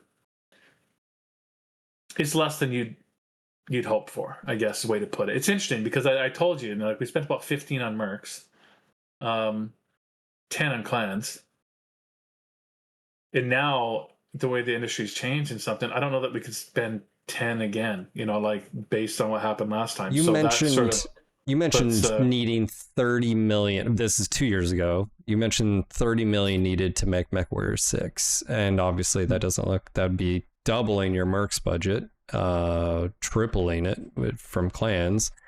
The I'm feeling a notion of what you're like. I feel like you're not breaking up with me. You're not breaking up with us. That's what it sort of sounds like. But you're like, yeah, like the. Are you guys going to be sticking to DLCs? Is that sustainable for you guys? Are you guys happy with that? Like, one of the comments Darren made, and again, you can correct because he just said it, was, every DLC you sell a little bit less the next one or whatever. Is that true?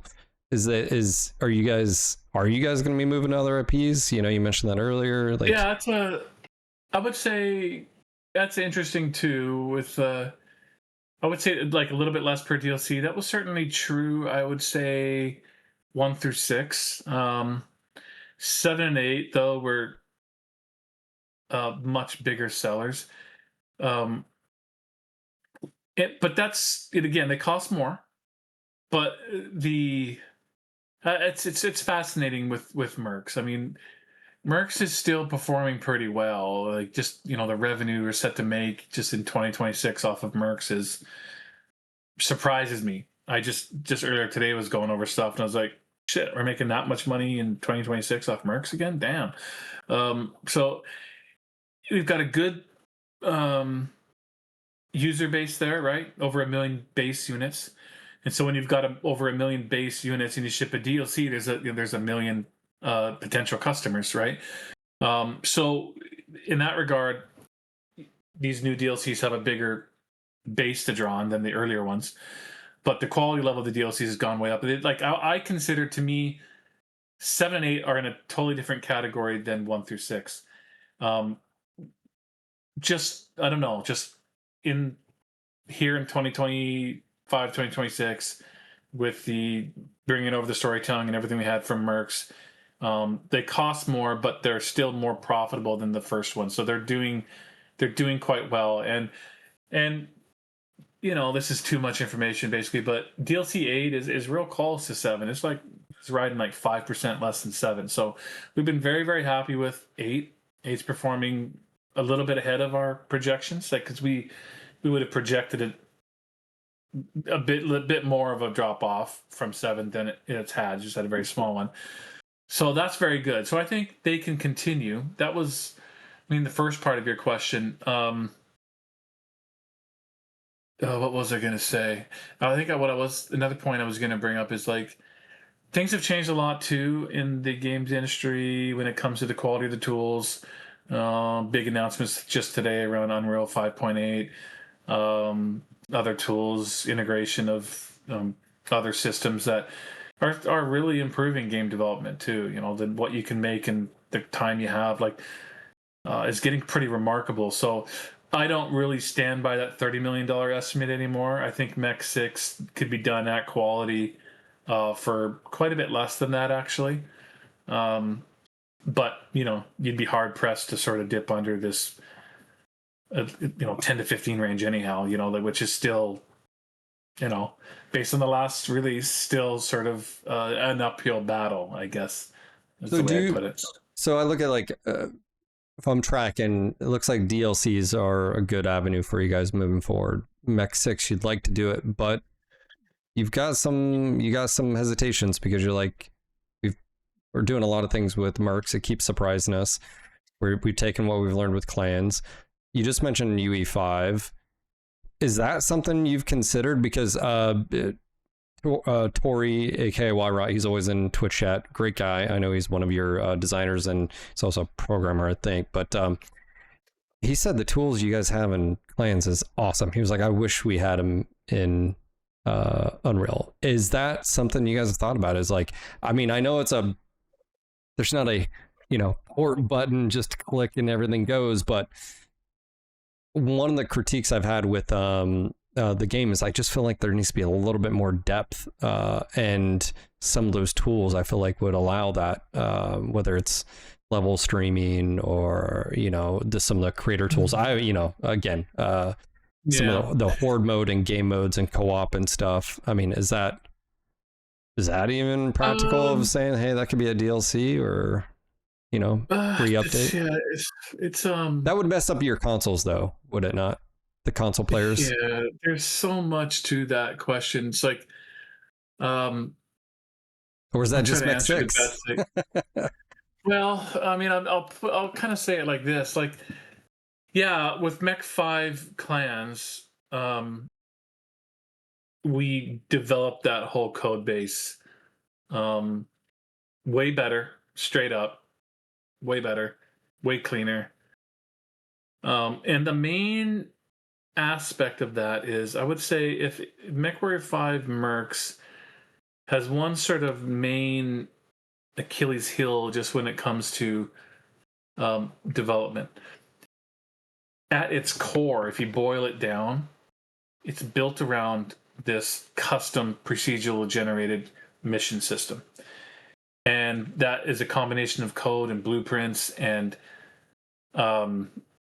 algorithms and funkiness that kind of expresses itself throughout the game. So even creating, I've been really happy with what the level design team has done in DLC 7 and 8. I think that's another reason those DLCs are better. I think they've done a better job at not just having a great free update and adding more to the star map and having motion capture cinematic storytelling, but the actual campaigns themselves and the missions campaigns are better and stronger.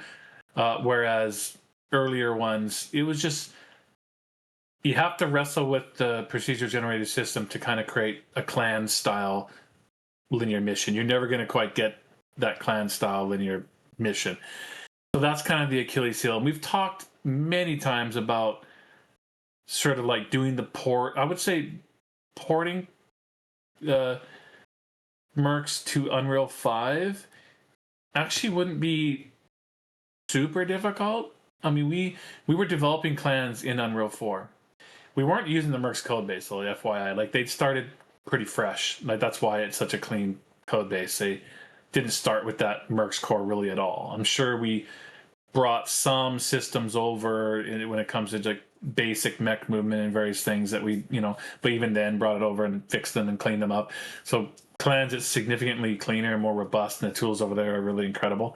But we're caught though in this situation where it's like we have this over here, but can't really use it because it's not just a matter of porting Mercs to Unreal 5. You can do that, but it's going to look exactly the same, but it's going to be Unreal 5, right? Because you're not going to go back and redo 8 DLCs worth of content Yeah.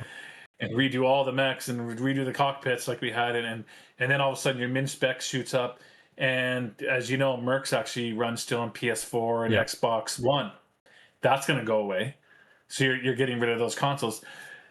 And ultimately, if you're going to do an upgrade, you have to have something to justify, something to sell. Like, it's like, okay, this DLC is part of this upgrade. But again, even if we come up with a great idea or the reasoning behind it, unless you're willing to all of a sudden, this many years down the road, tell your customers, oh, I know you've been playing this game for like 6 years, but like, we're not supporting PS4 anymore. Bye, see ya. You know, and all of a sudden the game doesn't work because it patches. Yeah, you just don't see that. Like we're stuck, and Mercs has to run on the systems it's been running on for the last 5 years. So I hope that answers that question. But yeah, so it is. Trust me, we've been going through this exercise just this week internally in some design meetings, and just really wanting to utilize that clan's code base for some other game ideas, other actual game ideas too. Like, not, I mean, if you want to call it Mech 6, call it Mech 6, but like something that isn't clans, something that isn't Mercs, another game idea that would be perfect for the clan's code base. Like, we could start off with that as our base, and honestly, our development costs would be extremely reasonable. Our development time would be extremely reasonable.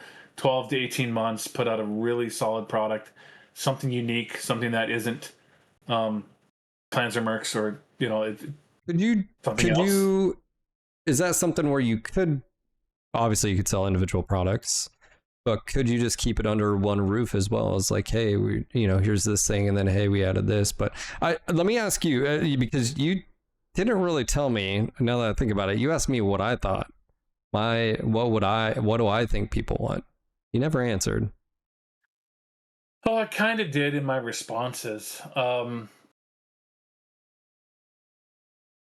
guess if you were to build Mech 6, what would you build?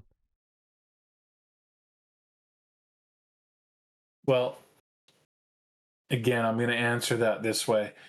I think, let's see, what is it? It's middle of 2026. So if I went back to even a year ago, let's say, a little over a year ago, I think the answer was obvious. It was like, we need, the sandbox mercenary experience of Mercs in a brand new Unreal 5 or Unreal 6, engine, and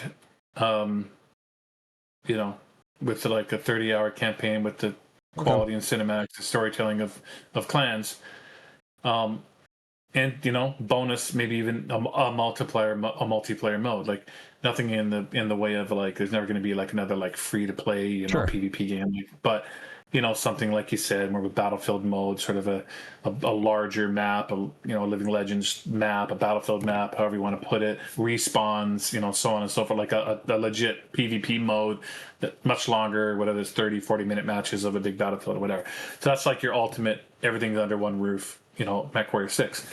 Now we move forward another year, and I do have real concerns that need has already been met.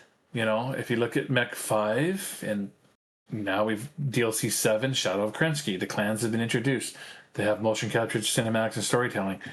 We don't have the PvP mode, but the rest of that's there, even if it's not as pretty as it would be in a brand new game.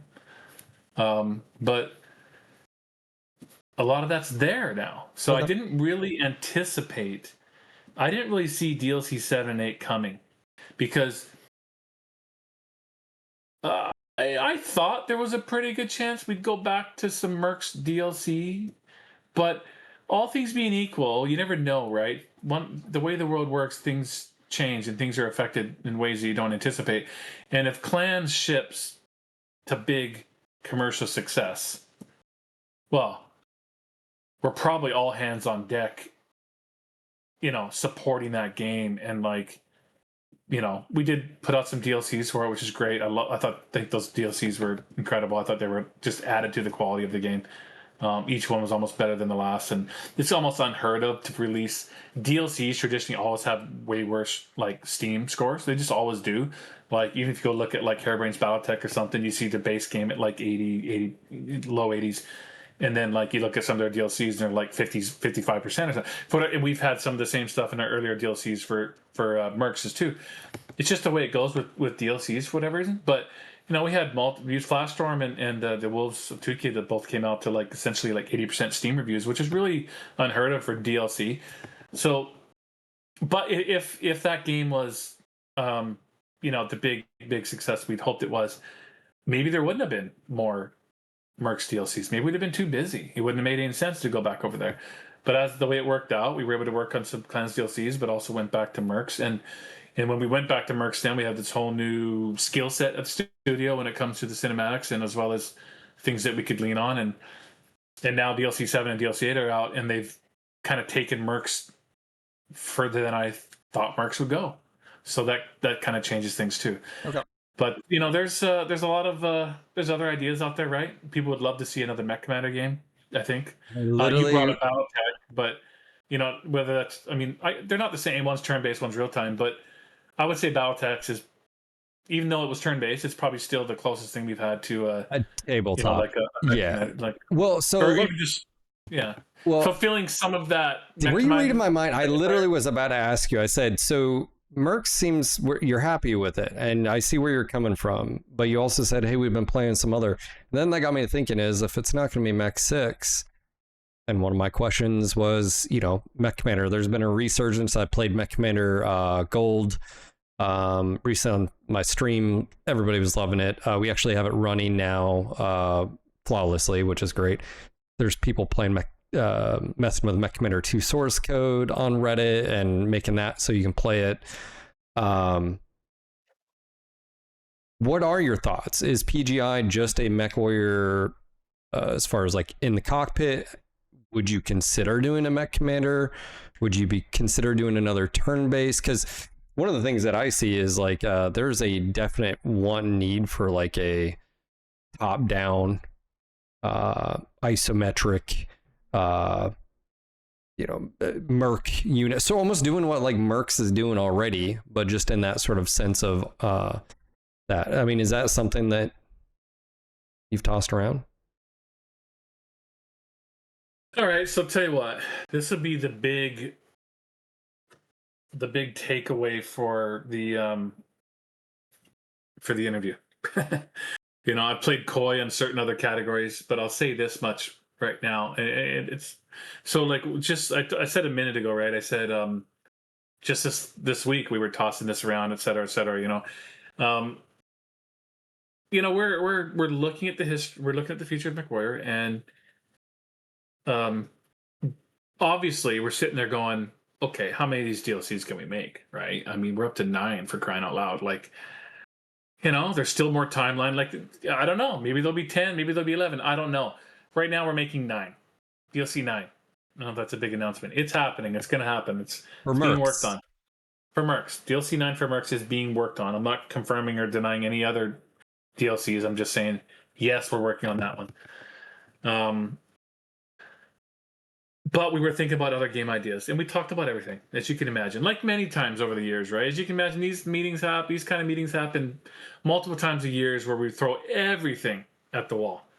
Everything. Sure, MW5 will be brought up every single time. Oh, we do this all the time. Streams. We do pie in the sky all the time, Yeah, and as you can imagine, MW5, that conversation ends up similar every time. We won't dive into it here because we've been over it before, and you mentioned a bunch of stuff yourself, like that's not going to fly. And then for all these reasons, we talk about a bunch of stuff. But one idea that stuck very, very strongly recently is a Mech Commander game, and the reason being, and I this is somewhat of a surprise to me too. Not because I don't want to make one. I think they were rad. I'll say it right now. I didn't play Mech Commander 2. I played the heck out of Mech Commander 1 though. I thought it was awesome. That's right. That's right, baby. And so yeah, and here's why the idea makes sense, and I'll just say it. And if there was ever a game kind of just screaming to be made with our MechWarrior 5 clans code base, it's Mech Commander. You already have the battle grid. I mean, yeah, the battle grid system we have there is already halfway there, kind of thing. And I mean, there's a lot of work you'd have to do, but just there's a lot more to it than that, though. Just that code base, the tools, as you said, that Tori said, the battle grid system, the cockpit system, just so much is everything about that code base just screams like, man, we could make a Mech Commander game very efficiently, both in development time and development cost. It would be very reasonable, but very high quality. Try to hit like basically a MechWarrior 5 clans quality level for a very reasonable price, but being a Mech Commander game, so on and so forth. Even to the point where I had Lowry and a couple people in the team, they've been working on a legitimate like deck and like design deck and everything for like the last few weeks, and it looks great. Everything about it looks great. I'll just say that. But like, are we making it? No, not yet. I'd like to make it, but there's an uphill battle there, straight up. Like conversations that haven't happened yet that would need to happen. Conversations with Microsoft, conversations with my CEO at EG7. Like, bridges have to be crossed, and I don't know that I can get across those bridges. I don't. Like, I want to, but yeah, that last game didn't sell that well, and we have to come up with some sort of justification that we can be certain that this one will. Let's say, well, what kind of evidence do we have? Not a lot. I mean, try to look up how much the Mech Commander game sold. Seemed like they sold okay, but there's no data. There's no data. Yeah, there's zero data. There's a little bit more data, say for like BattleTech, but that was turn-based. Which I do feel there is I'm going to go back to the topic at hand, Mech Commander. I do think there is something to be said about a turn-based. Dude, BTA or Rogue Tech BTA, or their numbers are still good on a daily basis, by the way. And what does that mean? Like, what's a good number? If you look at like Steam charts, they're always well above even Mech5 Mercs. Mech5 Mercs holds a good, like if you just look up the daily like player. Yeah, I don't even know what numbers. Like, what is Mercs or what are they? I'd have to. What is BattleTech? Do you know? No, let me pull it up just right here. BattleTech Steam charts. We're doing this live, people. So BattleTech Steam charts as of recording, there's 1,361 people playing right now. Mech5 Mercs Steam charts. There is 2,191 people playing. There you go. Okay. So and peak players 3,600 in the last 30 days. 22. Of course, Chaos Reign and like. So yeah, man, I've said okay, my theory craft, my tinfoil hats on. You've mentioned you're a business. Cost is important. You've already proven DLCs 8, 7, and 8 have done well. They're sort of your proof in pudding. Maybe not necessarily in a new game, but there's still money made with the IP. Obviously, Mech Commander has a long history with a lot of us fans. I loved Mech Commander, and especially Darkest, Darkest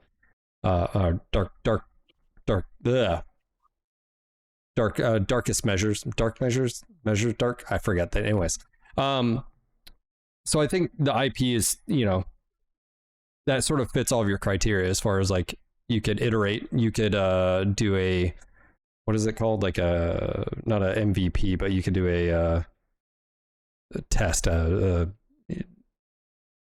vertical slice. Thank you. You do a vertical slice. Hell, I remember playing Darkest Dungeon. I don't know if you've ever played it. And I was just thinking, man, this would be a fucking cool BattleTech game because it fits like the melee and the different characters and blah, blah, blah. So there's a million different ideas.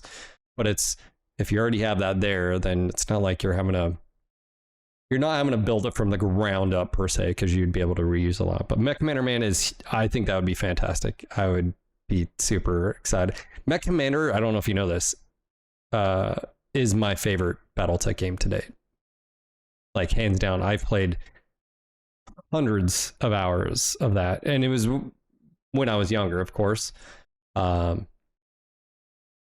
Yeah, we had a bit of a different spin too, from an idea perspective, in the fact that, well, I mean, again, what do people want? They want Mercs, so we were going to be the first Mech Commander Mercs. I mean, straight up, sandbox Mech Commander. You see, I don't mind throwing this out there because it's like, it's just an idea. I don't know what the chances are that, it'd be Okay. really cool. What do we have to do? What do we have to do? Well, that's the thing. You could rally the community and get signatures, and we're going to end up with like 5,000 signatures. Like, this is the challenge, right? This is the problem. It's I won't say the word, but it's that's the challenge. And you're right. There's some evidence there around Mech DLCs 7 and 8, but that's not really evidence, right? We're still able to make money on DLCs for a game that has like 1 million base units out there. It's been out there for 6 years, and the most recent game is Clans. And there's reasons. There's Game Pass, and there's other people like to have replayability. So that kind of goes back to my point of like, you remember for your last. They might be super fans of MechWarrior, but they might have also been like, I'm totally satisfied by Mercs. I like replayability. I'm a Mercs guy. I don't like Clans. I'm not going to buy it. I'm not going to play it, or I'm just going to play it on Game Pass or whatever. So yeah, you have those elements, but that's why we would go with a mercenaries approach, because I think clearly that's what people like the most, and I get it. And same with, because we said that a bit ago, BattleTech is essentially BattleTech Mercs, right? Like yes, you're doing a mercenary unit, and not as much procedural, like generation type stuff, not as much freedom of sandbox as Mercs, but still you're managing a Merc unit. That's what people like the most, 100%. That's why we made Mercs the way it is. That's why I'm extremely proud of the game that we made with Mercs. I mean, my original vision was I thought that was what people, the mercenaries approach. So anyhow, yeah, that would be very cool. That would be very exciting. That would be, I guess I would just say that's probably the most promising next MechWarrior game. I think it's even more promising than like MechWarrior 6, only because even if I just want to keep it simple and just say MechWarrior 5 total ecosystem around Mercs and Clans and stuff over the last, say, 5 years or so is fairly well served, fairly saturated, I think, and there's a lot of content there for people to play. Hundreds of hours of Mercs play, another big campaign in Clans. They're both co-op. That area is really quite satisfied, I think, for the moment. It almost like it needs to go fallow for a while to create another window of opportunity for a proper MechWarrior 6 potentially. But Mech Commander is it's very different, right? It's not a first-person, third-person shooter. It's essentially an RTS without the base building, I guess. I'm not sure how. Did they have a game category for that? Like, is it just considered real-time tactical? I think is more of your, yeah. But even then, I've talked to Tori so many hours because that's actually how we got the MW5 Mercenaries or Mech Commander mod. But it's open to interpretation. At the end of the day, it's like, well, what's fun for the player? Like, you say it's not base building. Yes, but you could have resources. The old ones have like base resources. Mech 2 or Mech Commander 2 allowed you to like bring in and like salvage stuff there. But I mean, you could bring in turrets. Well, think about Clans again. Like, think about that code base. I mean, you'd have everything, and we would add on top of this, but you'd already have full bases, full destructibility of the entire base, like we have in our Mercs and Clans games. You'd have your repair base. You got your full scanning mechanics. Like, and of course you can start to control the vehicles as well, obviously, like the scorpions and the Yep.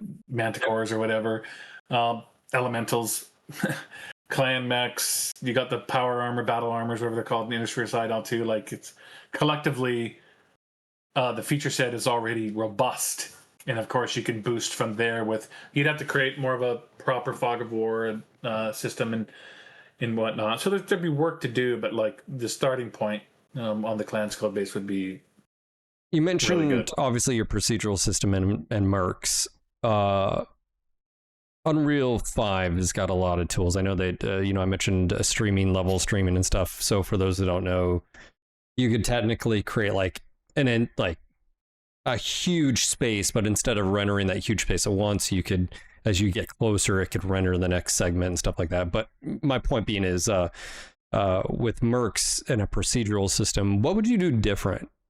You mentioned constraints. What would you do different with a system? Well, I mean, at the time we were developing that procedural system from the year 2016, 2017. So well before Unreal 5 and the PCG systems they have now, for sure. So I don't necessarily regret anything. Sure. It was a pretty impressive system for us to create on our own for Mercs when Mercs shipped, and it served us well. But it's night and day now. It's primitive now compared to what you can do in Unreal 5. We already have Unreal 5, code bases up and running with full PCG systems. You can now, if you saw the announcements today with Unreal 5.8, you basically have integration of AI and stuff too into the engine, where you're basically generating cities in real time and stuff. It's bonkers. So there'd be, in a brand new MechWarrior 6 Mercenaries type world, it would be, the procedurally generated missions would be like light years beyond what's in Mercs, just straight up. Yeah. The Mercs ones would be straight up primitive. It'd be pretty incredible to see what a modern, 2028, 2029, whatever, like Mech 6 Mercs, procedural generated sandbox missions would be incredible. No doubt about it. And maybe that'd be enough to make the difference. Everyone's like, oh my God, I have to upgrade. Here we go. Well, yeah, I mean, for me, the biggest thing is I've always sort of said is depth and substance. I mean, where maybe it doesn't always feel like you're doing the same type of game mode every single time or whatever on, and blah, blah, blah. And and that's just a critique, but I look at Cyberpunk. I've talked about this, as large language model, AI integration, however people want to feel about it, regardless, it's here, it's coming. But I look at the tools that would be available to developers, to where you could have a demolition, assassination mission that you guys have, but then you could put it in this and it could spit out so many different variations. Or in Cyberpunk, imagine being able to go up to every single room. You could hack every single room. You could have an interaction with every single NPC. And all of it, to me, it may not happen tomorrow, but that's sort of where I see gaming going. Like GTA, I've never played GTA ever. I've seen all the memes, I've seen all the videos, I've never played it, but I suspect that's sort of your ultimate immersion factor, where you can rough up this guy, get information, and it ties into a story or quest line over here, or maybe it spins off a quest. So anyways, I think people, as soon as people started talking about AI, even a couple years ago, MMOs in particular were like, oh, now all of our NPCs, So I think we're going to see a lot of that. Okay, so we're talking about AI, integrated systems, large language models, the whatnot. Obviously, Mech Matter. Yeah, man, that's exciting. That was actually one of the questions on my battalion members were asking, and there has been this weird resurgence recently of Mech Matter interest, including myself and so forth. So it's sort of funny how that all, comes to fruition. I mentioned, that yes, it's a real-time tactical, but I mean, you could have, you guys you could do a slow-mo, so it slows down, so it's sort of easy to manipulate. How big? I mean, it's interesting because you've seen BattleTech mods have made it from 4 mechs on the field to 16 or tanks or VTOLs, and what does that do to different strategies? What is AI and blah, blah, blah. You've got so many different things. And I always ask, like, what would a modern mech commander look like? I mean, do you lean into, I think a lot of people enjoy the logistical aspect and finding, do you worry about ammo or actuators or, oh shit, your pilots and pilot systems. You guys did a academy system in Mercs that needs a little bit more fleshed out, in my opinion, but it's a great idea. And it's been, like you could see you see what BTA and Rogue Tech have done with BattleTech. And then, of course, I just sort of see some of those translating really well over to a Mech Commander game. But pie in the sky, I think a lot of people enjoy it also fits with the RNG mechanics that are sometimes sort of penalizing in a PvP or even a PvE environment that just get really frustrating. But in that sense, it's okay because that's RNG, baby, right? Like, So it's like World of Tanks still to this day is frustrating. I haven't actually played World of Tanks in probably a year now, which has been one of my longer breaks. We went up to tier 11 and stuff, which is kind of funky. But that game, of course, you've got the reticle and it can go anywhere in there, RNG style. Yeah, so it can get frustrating for sure. People lose their minds over that. It can be really frustrating. I remember those conversations in MWO, but MWO stuck to like pure shit goes right where you point, and so I haven't played an MWO in so long too because it just get dominated. It's like the same dudes in there, right? That play it and they're like really good. They know the maps really well, so it's like I don't know. I don't think you can be a new player showing up to MWO these days. It is it can be a little rough, but okay. I've had you here. We're over 2 hours. Obviously, we've talked about some things. Let me ask you before we wrap up. Is there anything you'd like to tell the MechWarrior community? Is there anything we haven't covered today that you've been like, oh, hey, we didn't touch on this? Obviously, like the floor is yours in that regard. No, I don't think so. I think we, I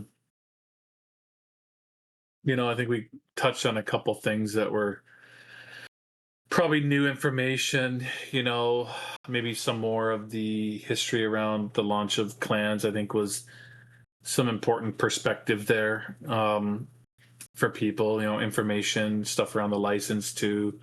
But yeah, I think, the Mech Commander thing was not something I planned on talking about, but just want to be clear that it's just theoretical. It's theoretical. Well, we agree that I think it's a very good idea and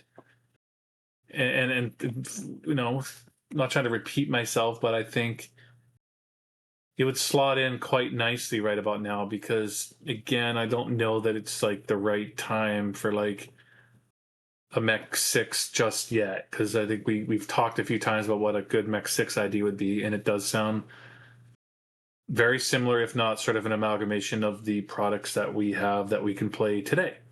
More modern, maybe a better amalgamation or a better marriage of those things, but really the things that we're playing at the moment. So Mech Commander's interesting idea for that reason. Like it could come out, fill a nice void. Maybe even, if it does well, can get some DLCs and whatnot and kind of create some space and allow there to be a little more room for, a MechWarrior 6 perhaps down the road that is sliding into, a more fertile ground once it's been a bit of a break there or something.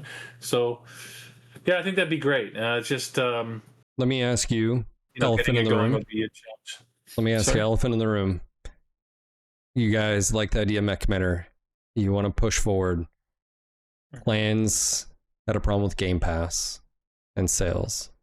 How would that work with let's not even say Mech Commander, anything. How would that, how do you get over that hurdle? What is that hurdle? It's just a different arrangement with Microsoft. Yeah, that's straight up. I mean, that's what it is. And they know that. I've had very, very good, multiple, very long and fruitful and great conversations with them since Clans is released. It's something that we will deal with when such time as we are, making a new product, like a new standalone product. I should say. Yeah, something would have to change there as far as, just based on again, not saying the magic word. Okay, fine, I'll say it one more time. The nicheness of MechWarrior means that we can't have, yeah, we need all of this, sales we can get. Like we can't have half of the community, playing it on Game Pass because they got like one of those deals that Microsoft throws out where you get the first month for like 99 cents or something. Yeah. So play the game. So yeah, for sure, that's untenable for sure. But that's not. Things are changing a lot over there too, right? Like I still have my people I'm in contact with, and there was news just today, I believe, there's massive cuts on the Xbox, Microsoft teams. So as far as I know, my guys are still there. Hopefully they are. Hopefully they're fine. Things are changing rapidly. They have a new CEO. Yep. I would say that in the last year, maybe probably a little more than a year, things have been in flux there quite a lot. And again, they have their new CEO, and it's you never know how things will change. As far as I know, everything's are still sort of intact there, but yeah, sometimes things will change for the better too, right? You never know. I've been somewhat hopeful that they have a new CEO there. They make some changes in direction, and maybe instead of just focusing entirely on their big mega bomb hits like the next Gears and the next Forza, maybe they do want to put some more money into some of the IPs their own, like a MechWarrior, a Shadowrun. A lot of Mech Assault. Actually, that was one thing. I know there's fan projects. It's called Wolves.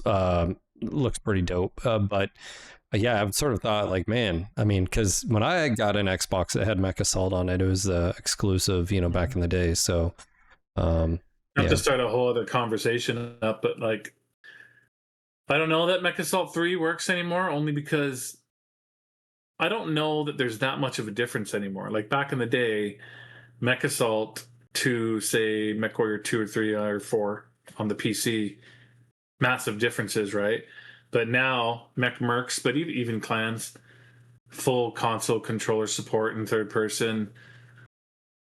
Sure, the Mech Lab is still more advanced, and your heat restrictions and those things are still a little more advanced or a little more complicated. But that bridge has come quite a ways, right? If you're playing clans in third person with a controller, even the shutdown mechanics don't stun lock you anymore, right? You can keep moving and stuff. So like that bridge isn't very far apart anymore. So I don't know. You'd have to go really like arcadey probably to sort of make it stand out. But anyway, is there any obviously Mech Commander was a list. Just before we get off here, is there any other top ideas that you spun around that you liked? Maybe, I mean, card games are a thing. Is there any other genres? Not really. I mean, the second longest conversation was about what you called like a Battlefield style, essentially MW2 for lack of a better word, but not MW2, like the next PvP game. Multiplayer, yeah. Yeah, and we have the same thoughts that you have. I mean, there's guys on our side like Teals, that are big supporters still of the MechWarrior Online community, and like, making sure that we get our mechs over there once in a while, and we still have some content coming into MWO. He has big thoughts on that too. It's similar to me, a large form Battlefield, respawns, etc. We have the same thoughts about that. That's probably the second longest conversation, but it's just definitely much more difficult to do than say the Mech Commander idea. Sure. I mean, the Mech Commander idea essentially just straight up works in the clan's code base. A new PvP game means you're not going to use the old CryEngine backend from MWO, right? You're starting, which is a good thing, by the way. You've got to create a brand new, fully client server authoritative, whole state rewind, backend data, blah, blah, blah. The whole works has got to be new. So that's what that always makes that challenging, that part. Yeah, and we know it now. Like I talked to my CEO at EG7, like, if you bring up PvP and it's like, forget it. Don't even bring up PvP. Now, I get it. I agree with him. In the normal sense of the word, in a world that we live in now with name the top 3, 4, 5 biggest PvP games or whatever, forget it, right? The only thing that makes it somewhat viable is that you would know when you were making it. You're not making it thinking the whole world's coming to play it. You're making it in the hopes that you can, say, create the same size of pie that you once upon a time created for MWO. Yeah. And if you did that, then that would limit your expenditures, but you could still create a scenario where you could create a meaningful, profitable experience for maybe a fresh 5-year run. You say, Sure. well, 5 years, MWO has been running for 13, but like, yeah, the years that we really made money on MWO is probably limited more to like 5 years, like 2013 to 2018 was when we really made money on MWO. Sure. The last 8 years has been a community service, essentially. But yeah. Well, we've covered a lot here, Russ. I know it's getting late here. Thank you again for your time. And I guess we'll have to touch base later and look forward to DLC 9 info. So, yeah, I guess we'll see more information probably at the end of the year. You guys tend to release stuff September, October-ish, so still a few months out. You guys look to be about 2 DLCs a year as far as Mercs is concerned. Is before we get going, any hints at Clans getting another DLC? Maybe if is that something? No hints. Okay, no hints there. All right, fine. Keep your secrets. Yeah. I appreciate your time, and yeah, we'll have to do this in the near future when you guys announce, Mech Commander 3. So yeah. Awesome. Mech Commander Mercenaries. Ooh, yes. Mech Commander Mercenaries. I like it. It's got a good tone. Okay. Thanks buddy. Man. See you later. Appreciate it. Bye. Peace.